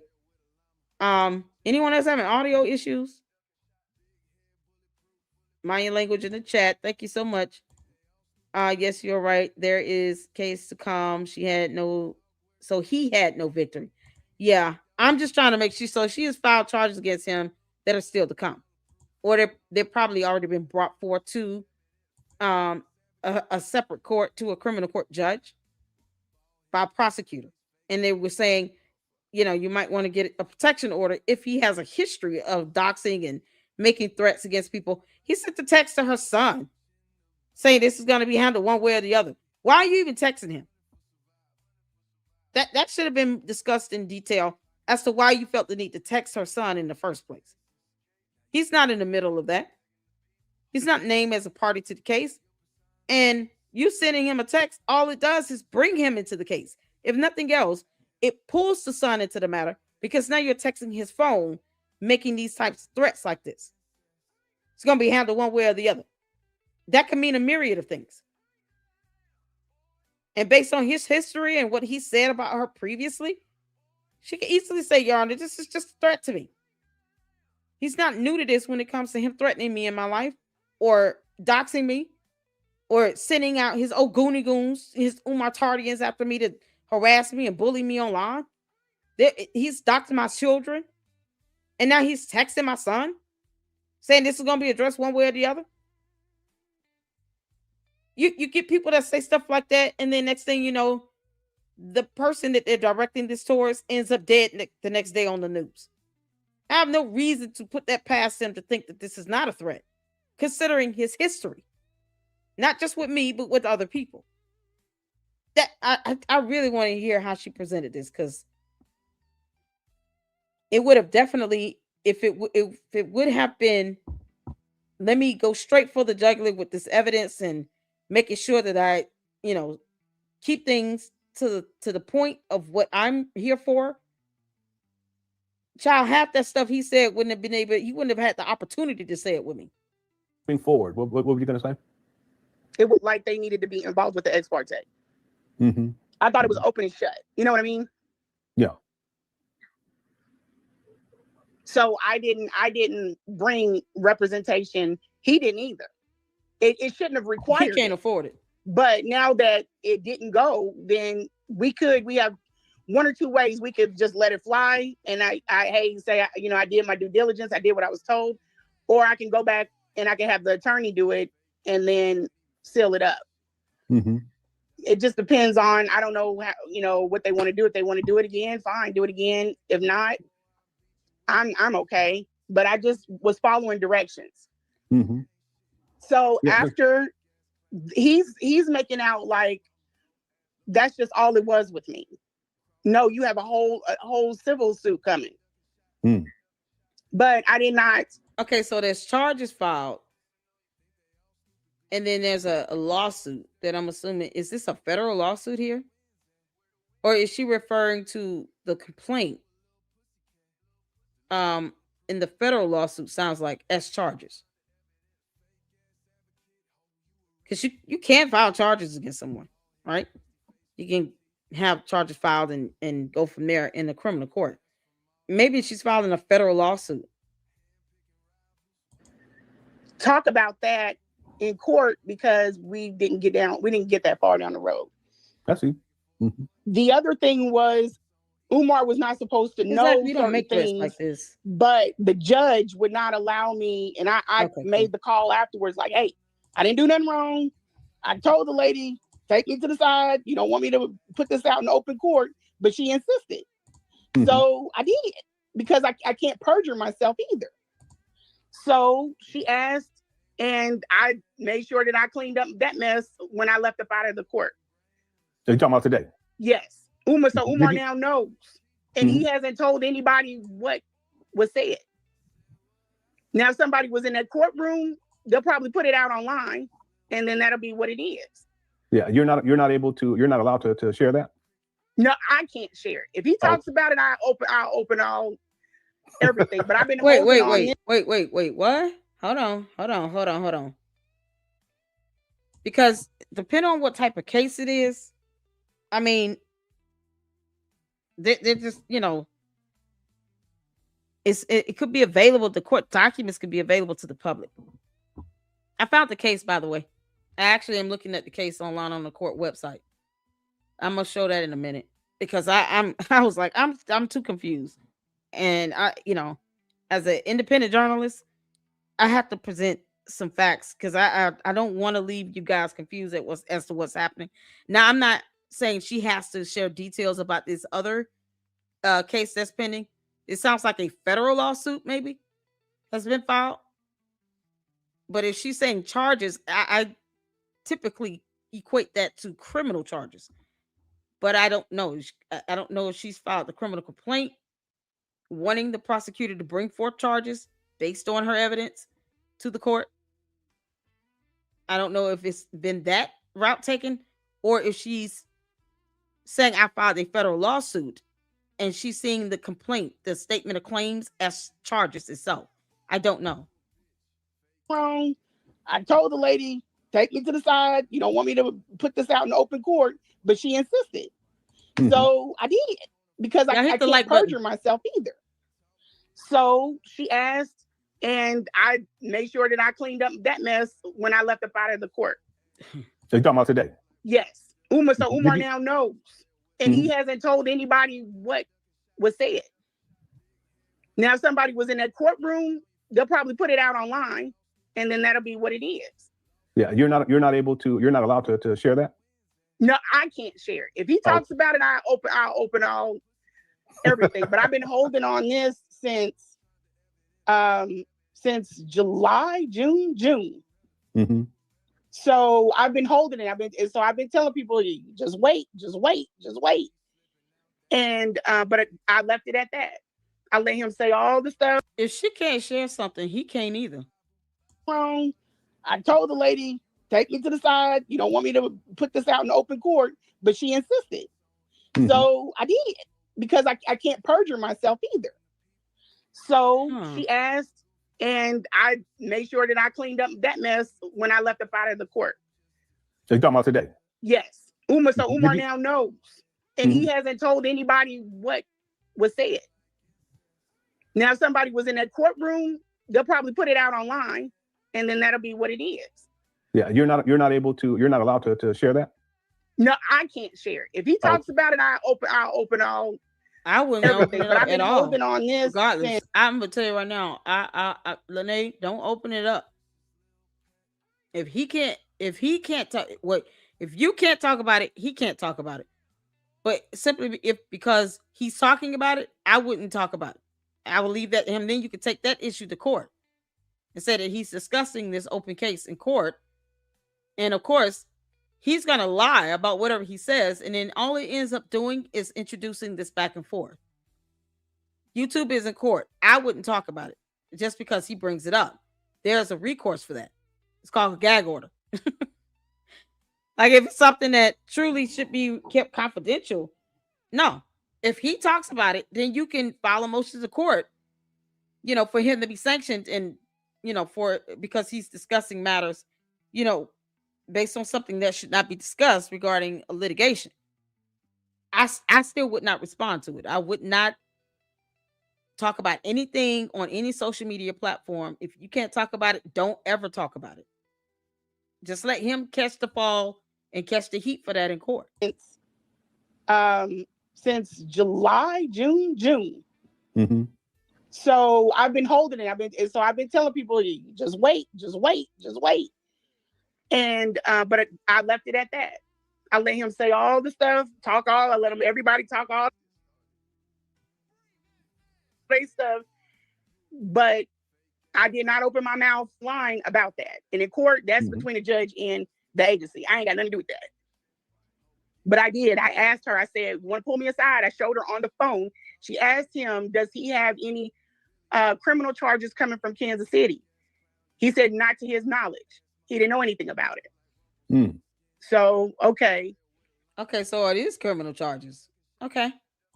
That's between him and Kansas City. But that's not the only thing. Yeah, so after he doesn't want his people to know what was divulged today in court. The ex parte, he know that ex parte is small compared to this. That's nothing. The protection order. And you can't give us anything on that. I don't. Umar's in a lot of trouble. All right. Umar's in you my dude. Hey, Umar's in a lot of damn trouble. He don't need to be worried about who's jealous of who, Malika. You need to get tight. You need to tighten up, and you need to start doing that donation thing or whatever to get your money up. Is Malika one of the sisters that he was dating at the same time, was sleeping with?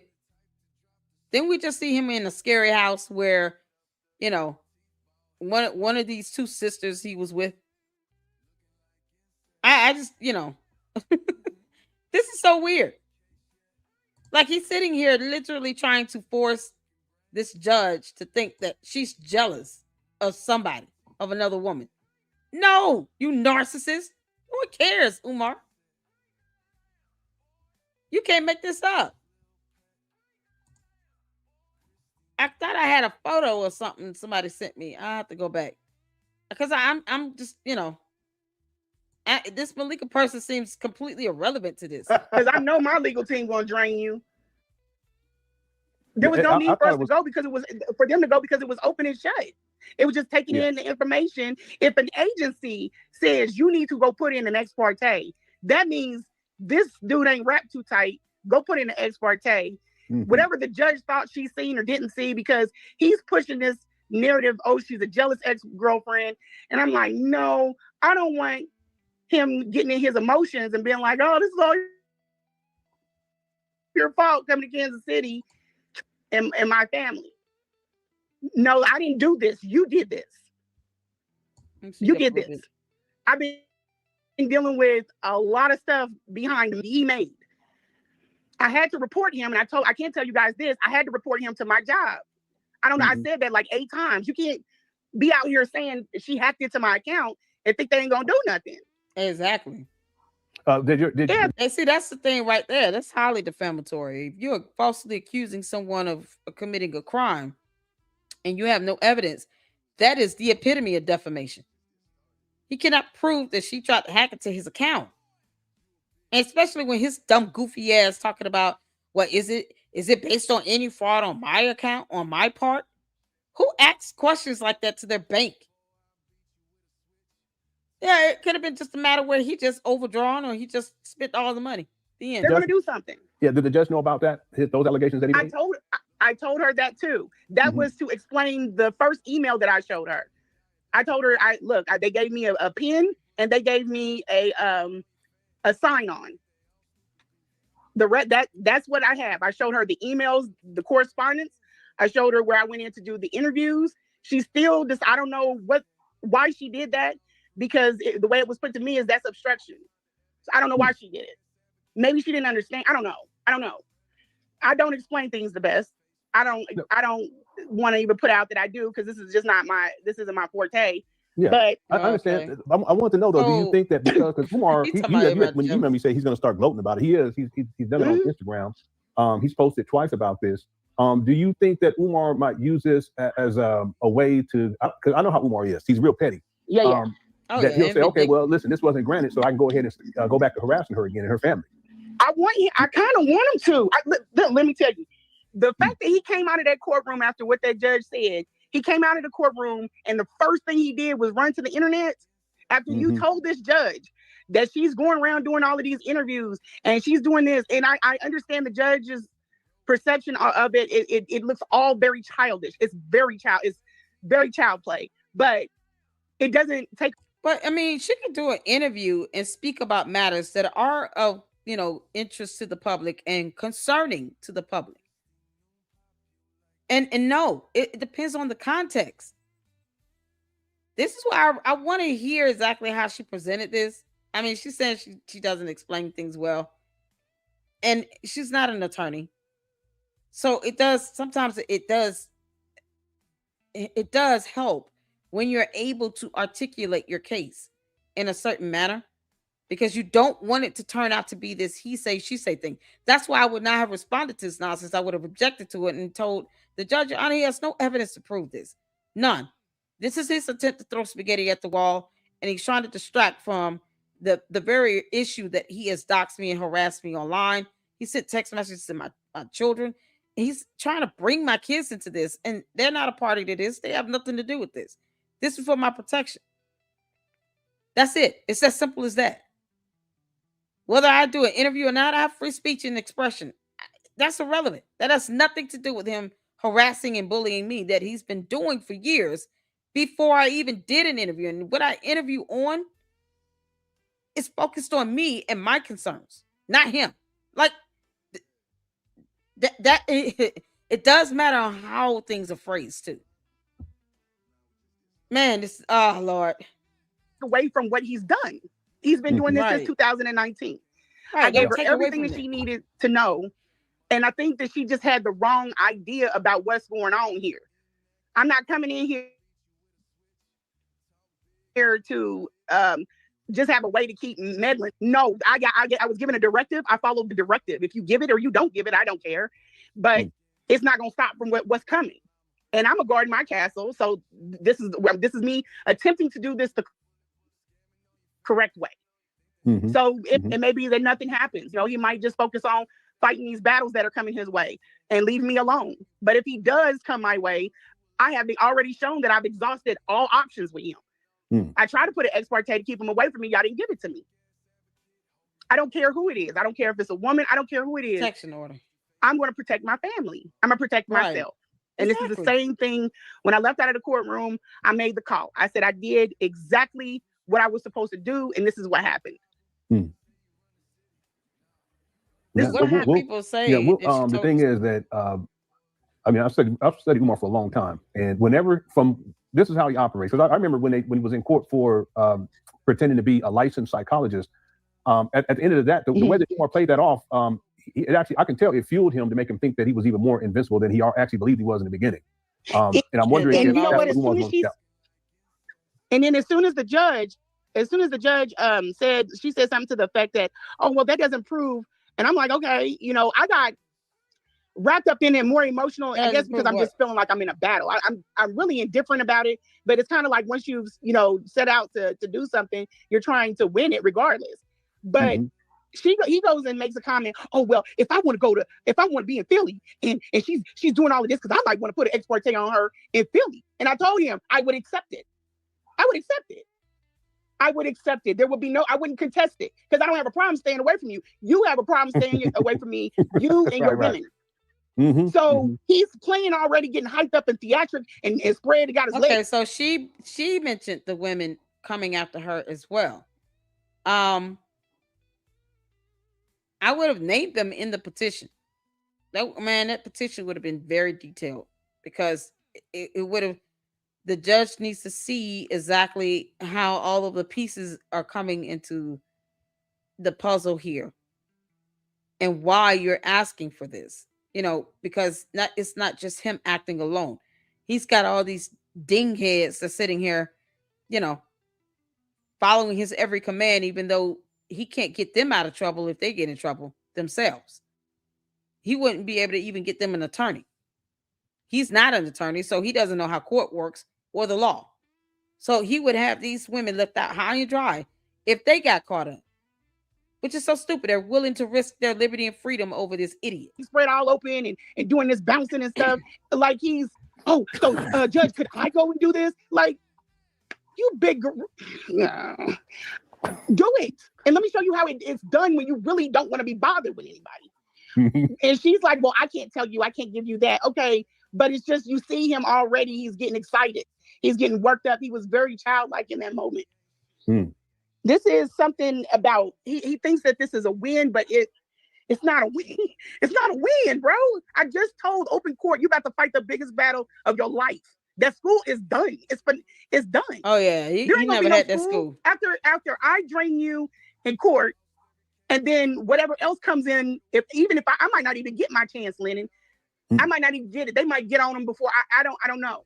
But even before I get my chance, it's a wrap. It's done. It's done. You're not even. He had no intentions on opening up the school. Let me reiterate that. His name is not on the deed. There's no evidence that he bought a building. He did buy shit. K-12 did. He's not even a registered agent on the actual LLC. So there's no evidence. He hasn't built anything. There's no receipts or proof of that. And the best way to make your argument, stick to what can be proven in your evidence. What can be documented and proven in evidence. So when I say that he didn't buy a building, it's because there's no evidence to show Umar Johnson, bought a building. He can't even say he represents this LLC. There's no registration information with him listed as the registered agent. None. His name's not on the deed. He's not the owner of the building. He doesn't even have an active permit for any work to be done on the actual buildings, on the bandos. Nothing. He's not opening a school. Seeing what this means. You have a website. You're going to have to get an attorney. You're going to have to get a damn good attorney. And that's going to cost money. It's going to be court order. How order. are you going to finish the school and you tied up in legal? Yeah, he ain't even been up there since he tried to clean them toilets. It's been about 6 weeks. So he ain't worried about, and they're thinking that somebody is worried about who he's hunching. I don't give a damn about none of that. I don't think you need to be worried about any of this. It just tells the mentality like it's very childish. He lied. He said that I said something about his dad when I did that. That came from your family. And don't think I'm stupid enough to say something and not have it on text. That's what it is. Like you said that I reached out to your daughter. I all of these text messages. For him to say that his family is angry and upset, like he's saying that they're upset with Lenae, is laughable. When his own nephew got on social media, did an interview, basically almost pleading with Umar to let him see his grandmother. Umar turns away the police 3 times from doing a wellness check. He lied to a social worker about his mother not being home. And she's bedbound and wheelchair bound. You have neighbors saying they haven't seen her come in and out the house in months. So to demand proof of life is not unreasonable. It is extraordinarily reasonable. It's like 2 steps from accusing him of having done something to her. Child, please. He can kick rock. Umar kick rocks. Are in my phone. Did you ask your nephew, hey, did she reach out to you first? Or I don't know. I don't even know if they're talking. Umar makes stuff up. And then my sources went cold as far as where his mother is concerned. So I can't protect. We're not going to play that. I didn't tell her that. That's why I got everything done or on, in text form. Yeah. I didn't backstab anybody. But I can't sit up here and be the mouth for things and then y'all act like you can't play double agent. You got to stand on it. I kept you out of the public, but now you're going to have to stand on the rest of it. He said that about his daughter. He's like his other daughter. That's on a public domain. When he doxed your wife, he said the picture was from a public domain, so it's not doxing. He got that from me, but I took it down because I'm like, it's still a child, and I don't want to bring her into this. But eventually, I don't even know. I'm trying to, and we already talked about that before.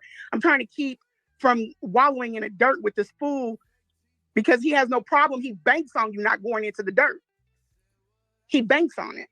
Yeah, I actually think he enjoys it. Like even him taking the time to go to court when he doesn't have to be there. I think he gets off on it. And I think about the fact that that's all time and money that he could be spending, travel time, travel expenses. He could be spending working on these trap banners in Wilmington, Delaware. It just goes to show you where his priorities are. He gets off on all that. And the first thing the third attorney said, well, it's not without prejudice. I said, well, what does that mean? Well, you can just refile. You can refile it. So let me show you all the case here. And I'm probably going to make sure that this part of the live stream is put on members only.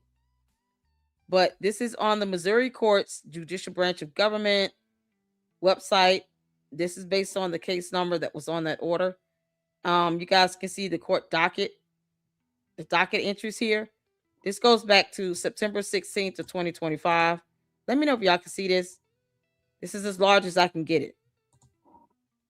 So there was a petition for a protection order filed, petition relationship to, and it says res boy girlfriend, same gender, LEOR, interim agency, Jackson County, minor child info child sheet, notice to collect paperwork, order to issue summons. This is on September 16th, September 17th, adult abuse hearing scheduled. Let's see here. Associated entries 10/15/25. A hearing continued rescheduled. Scheduled for October 15/25. Mary Frances Weir was the judge assigned to this case, or at least the JO. I don't know if I haven't looked her up to see if she's a presiding judge or just a judicial officer. And then you have the notice of court hearing set. And then you have the summons that was issued circuit court. And then the document ID number. And since, Umar the Oompa Loompa lives out of state, you have that here. Johnson Umar out of state. September 30th, summons personally served. This was served to Umar Johnson. Service date was done September 29th. 25. They got the time issued there. 20:35. That's like what, 10:35 p.m.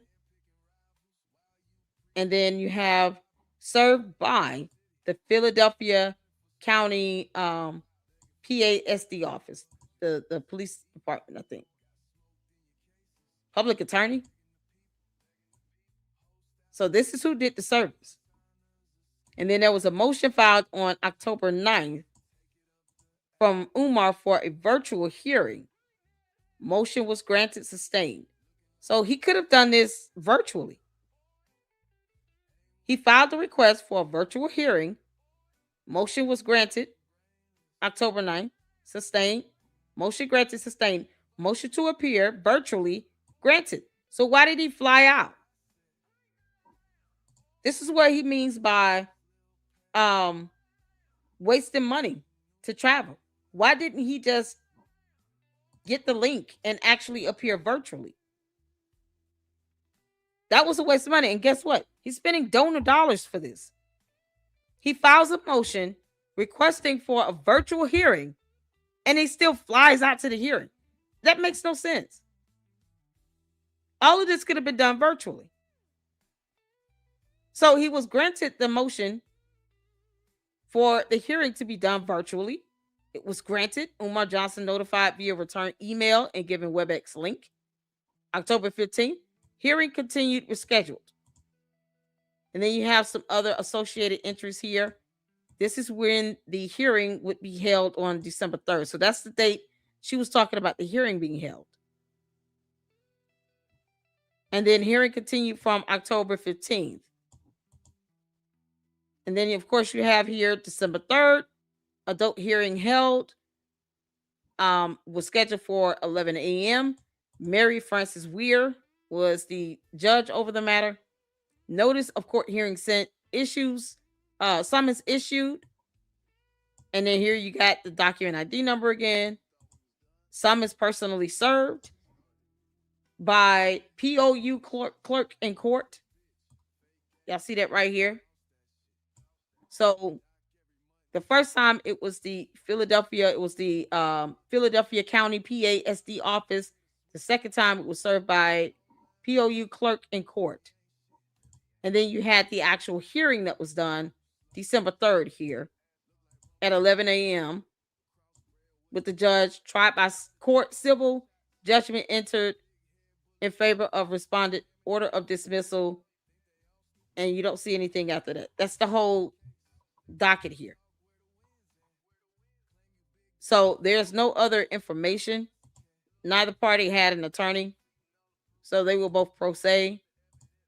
No charges or sentences or anything like that. You have service information. So here's the two times he was served by the Philadelphia County PASD and then by the POU clerk in court. And then, of course, this was on October 17th and then November 14th. Y'all can see the dates over here. Due date. So they got him service attempt date 9/29, service attempt date 10/15. There you go.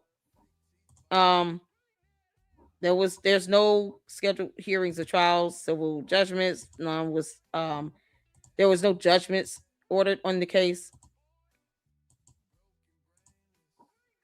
So the judge commissioner assigned was Mary Frances Weir.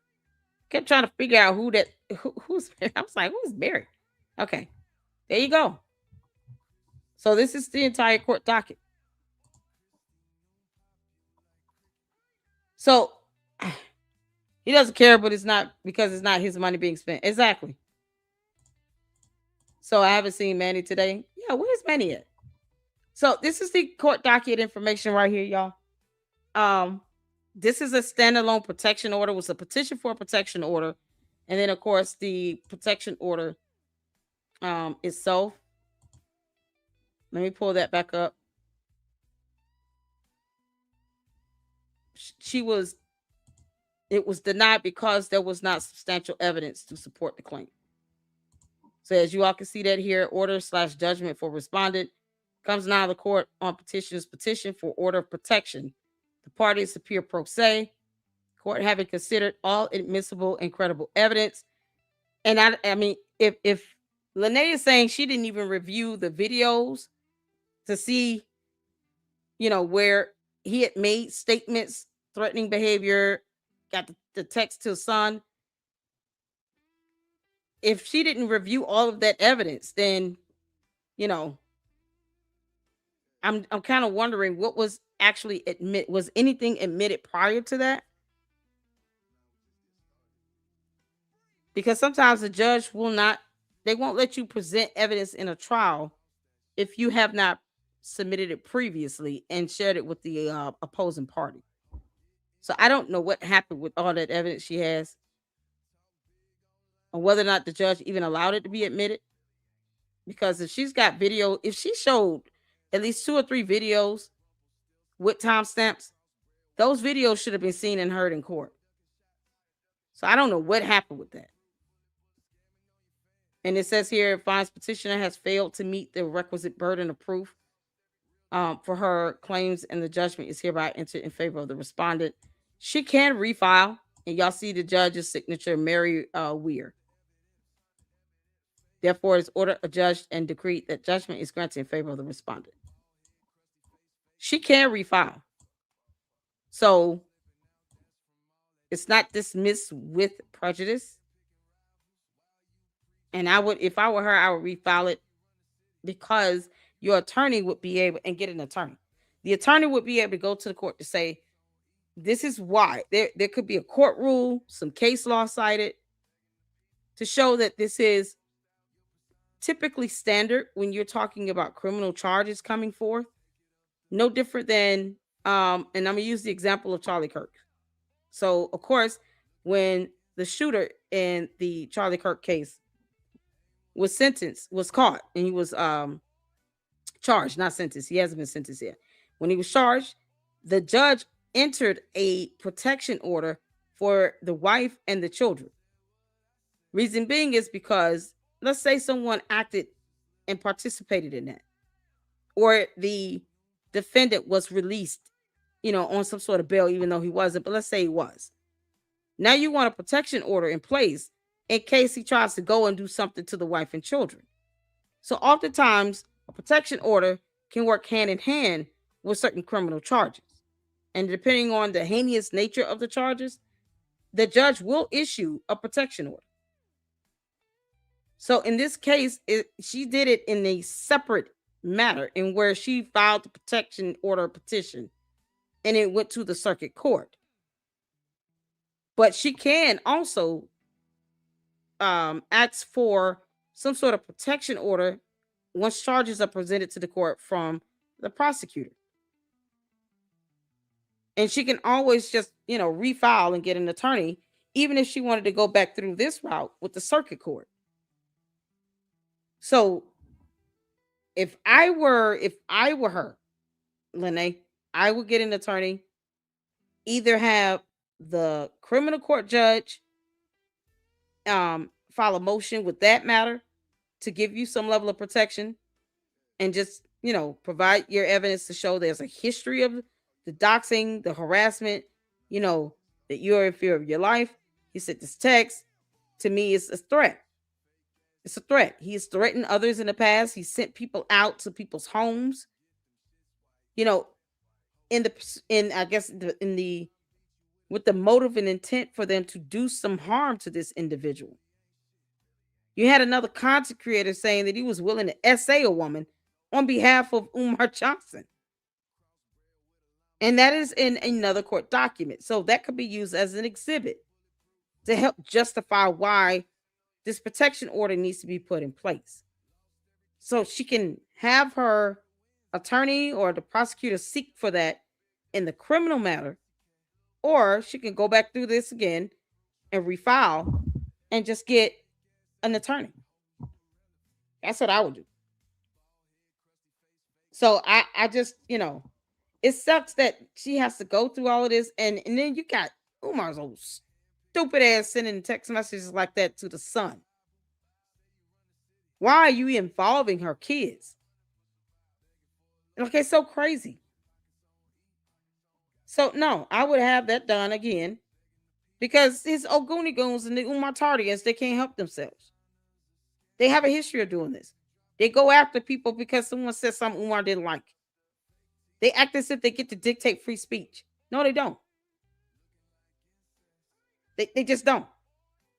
And then they're willing to put themselves out there and risk being brought into it and being named, being sued, having charges filed against them.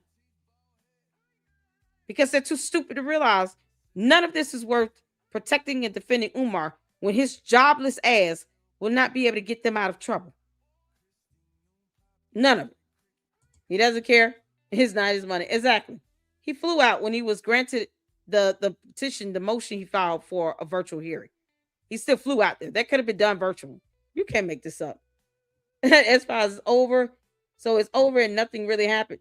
For that protection order, it seems like this was the petition for the protection order. She's saying that there's criminal charges that was filed. And it seems like maybe a civil suit. She said a civil matter, a civil suit, a civil case. So if she files a lawsuit against him, it needs to be a federal lawsuit. Because I would just, I would just file a federal lawsuit. Especially if he's sending other people out to aid in this criminal behavior with the cyber the harassment, the stalking, the bullying, the doxing. Yeah, no. You want to see him set up like an organization's doing this, and they called themselves some sort of organization, then it should be heard as that in court. It would be similar to like a RICO. A whole conspiracy where you got a bunch of Umar Tardians out here doing all this nonsense. And then they want to run for the hills and get mad when you sue them. Child, please own up to it at the very least. Don't be cowards about it. You might grow up. Kiss my ass. He's so ridiculous. Hey, family. What's going on, Uncle Mo TV? How you doing? Shout out to you. I appreciate you for tuning in. Can I get one of the monster drop Uncle Mo TV's YouTube channel link in the chat? Were you in the chat earlier under a different channel name? Let me know. Because I want to make sure, we recognize you when we drop your link to your YouTube channels. But shout out to Uncle Mo TV. So let's see. Tavares said, yep, Umar sent his goons to go after Lenae's kids. Exactly.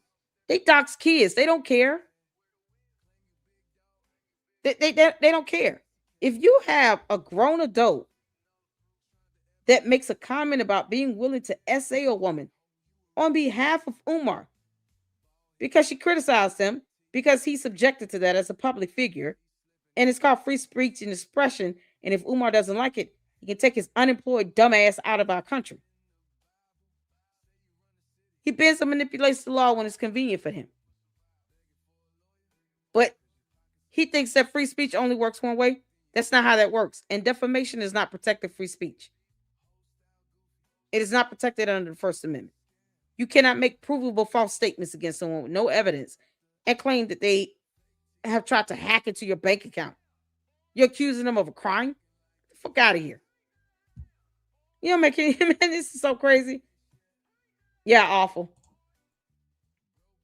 Oh, we got an Umar Tardian. Let's see. These people are insane. They are. They're insane over someone that can't help them. Real men don't do that. Exactly. Oh my God, you can't make this up. And then yes, Tim Pool's caught it from a candy ass cult member. Oh my God, we got to talk about that tomorrow. You can't make this up. What's going on, Uncle Mo? I don't understand cult members. I just don't. This hive mentality. Umar Tardians are no different than the candy ass cult members. It's like a hive mentality cult mindset. And they follow this stupid cult leader who don't even pay their bills, who would never be able to get them any legal representation if they got hemmed up. Can you imagine him sicking his Oguni goons out on someone and then they show up at someone's house? And like I said, the police show up and that person gets shot. Now he's got an Oguni goon that's been shot because they should have never showed up at somebody's house to begin with. And to do what? What purpose would you have to go to someone's home other than to try to do them harm? And then that person defends themselves in their home, in their territory, and they shoot the idiot. Then what? You think Umar gonna pay for their medical bills? Hell no. And if they don't die, then they're going to end up being charged and go to jail. You think Umar will sit here and send them an attorney? They'll get a court-appointed attorney. But then the first thing they're going to say is, well, Umar told me to do it. So it still comes back to him. He's an idiot. He's a complete imbecile. Those people be willing to give him up if it means them avoiding jail. Because they're cowards. They're not going to go to jail. These people will risk their life for freedom for someone they don't even know. Exactly. That won't pay their bills. You can't make this up. BB said he also posted revenge type material. Oh my God.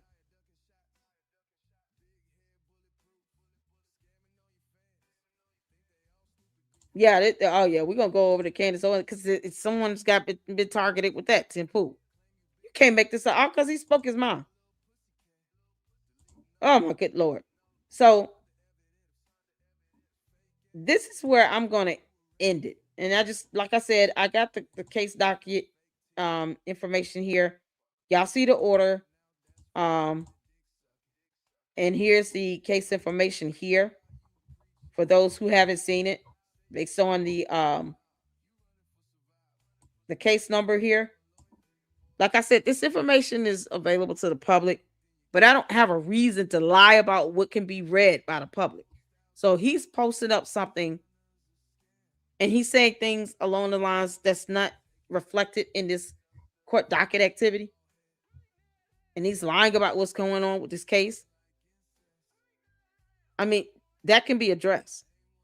There's no reason to lie about it. People can just look it up and read it for themselves. So if this is strictly for the protection order, there's a whole nother criminal matter. It sounds like a lawsuit. Perhaps I saw a civil suit. So I'm assuming there's a lawsuit filed. And it sounds like she said she filed a complaint for criminal charges. And she mentioned the criminal matter. So he's got at least 2 other cases coming his way.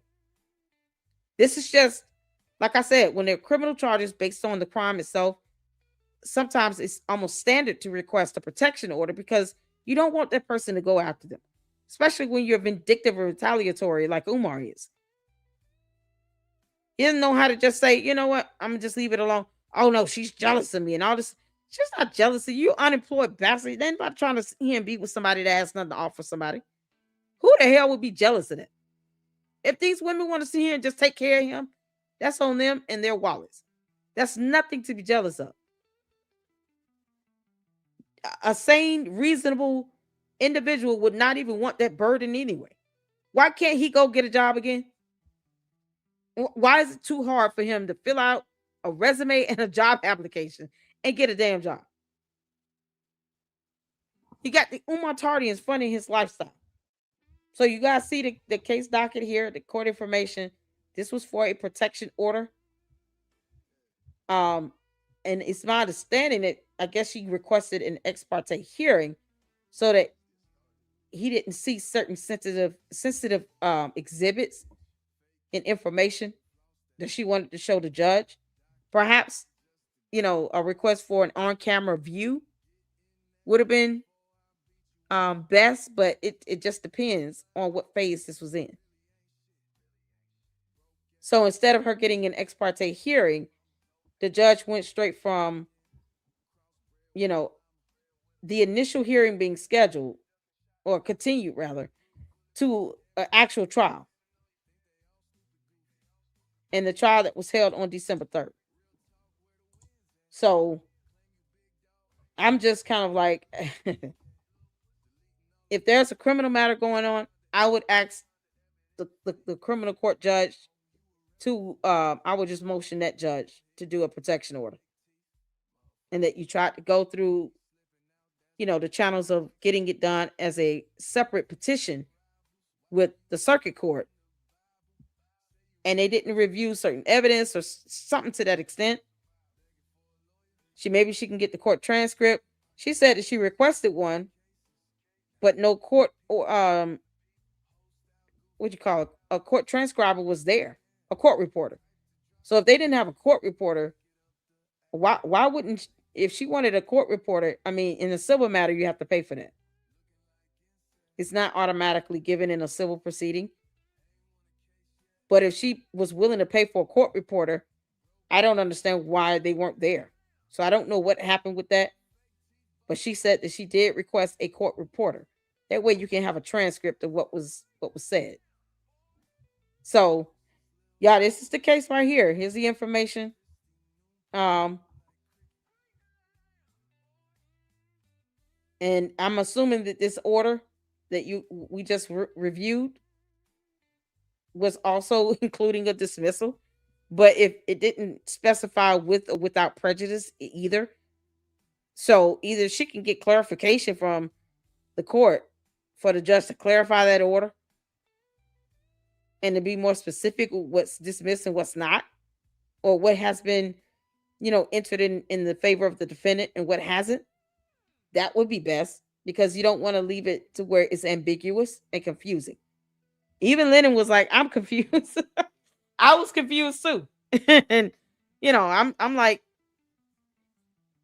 I just hope whatever's going to happen criminally with the criminal matter and the criminal charges, it needs to go ahead and proceed forward, and they need to protect her, because in that matter, she probably would be listed as a victim, and she should be able to get a protection order from the criminal court judge, seeing that she couldn't get it from this so-called whoever this judge is. It sounds like she was a judicial officer, and she worked under a presiding judge. Let me look her up right quick. Her name is Mary Frances Weir. So let me see, Judge Mary, because I'm just curious to see if she's like a judicial officer or an actual presiding judge.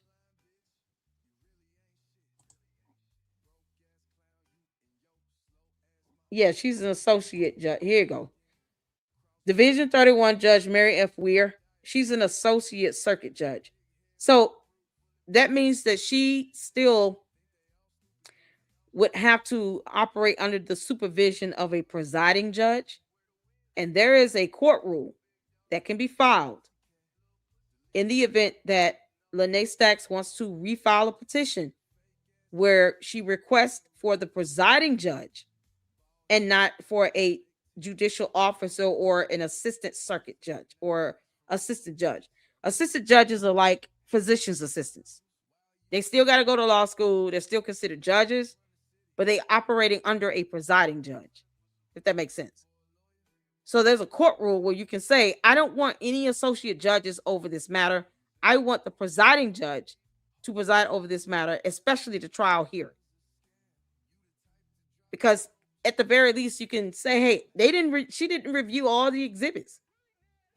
I had, video evidence. I had text messages. I've had other exhibits and documentation in writing. She didn't review any of that. So I would do that. And then, you have to submit exhibits within a certain time frame before trial hearing so that the other party can receive it. So that's one less thing you want the defendant to be able to say, Your Honor, I haven't seen this exhibit. What's going on? I didn't know there was an exhibit list. So there's a form if you're pro se for exhibit list. You all see that here. So whatever you want the court to see as far as your exhibits that directly support your claim, you want to have this submitted in before the trial hearing. That way he can't whine and cry about it. Just a little education for those that do have to go into something pro se. There are certain court rules that you just have to follow, or else you can risk the judge not allowing that exhibit to be used in the case. Because, the other party wants to see the exhibit. So you have the ball in your court as far as what you want to have introduced as evidence into the matter. And if it's something where it's like personal information on it, I would have it redacted. Or try to find something else that would not reveal direct personal information about me that I don't want to be made available to the court, because then that can be made available to the public as well. So either it should be redacted, or I would just ensure whatever exhibits you have It does not give out any other additional personal identifiable information for your safety and security and protection. And, go from there. So, yeah, this is an associate judge. And she could, file a court rule to say, it's a court rule. I don't want I don't want any associate judge assigned to my case. I want a presiding judge. That's it. They have to follow it. It's a court rule. It's just bottom line. So I just want to see what type of judge she was. And there you go. You can't make this stuff up. This is crazy. Oh, man. All right, y'all. That's all we got.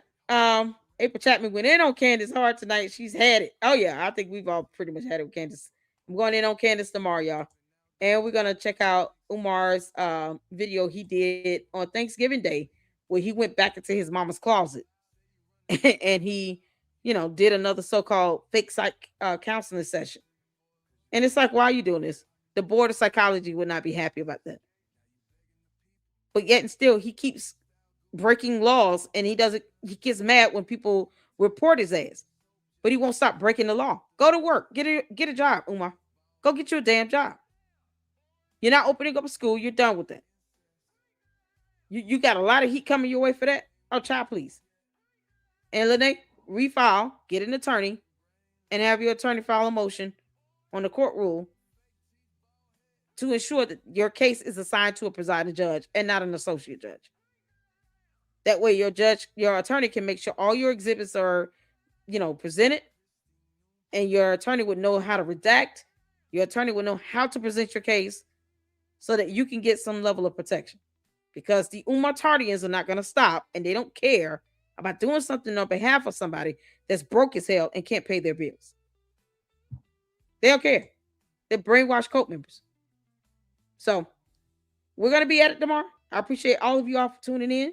Thank you all so much. Make sure you hit the like button. The Umartardians can still kiss my ass, and so can Umar. And until the next one, Lady Luck Club out. Deuces.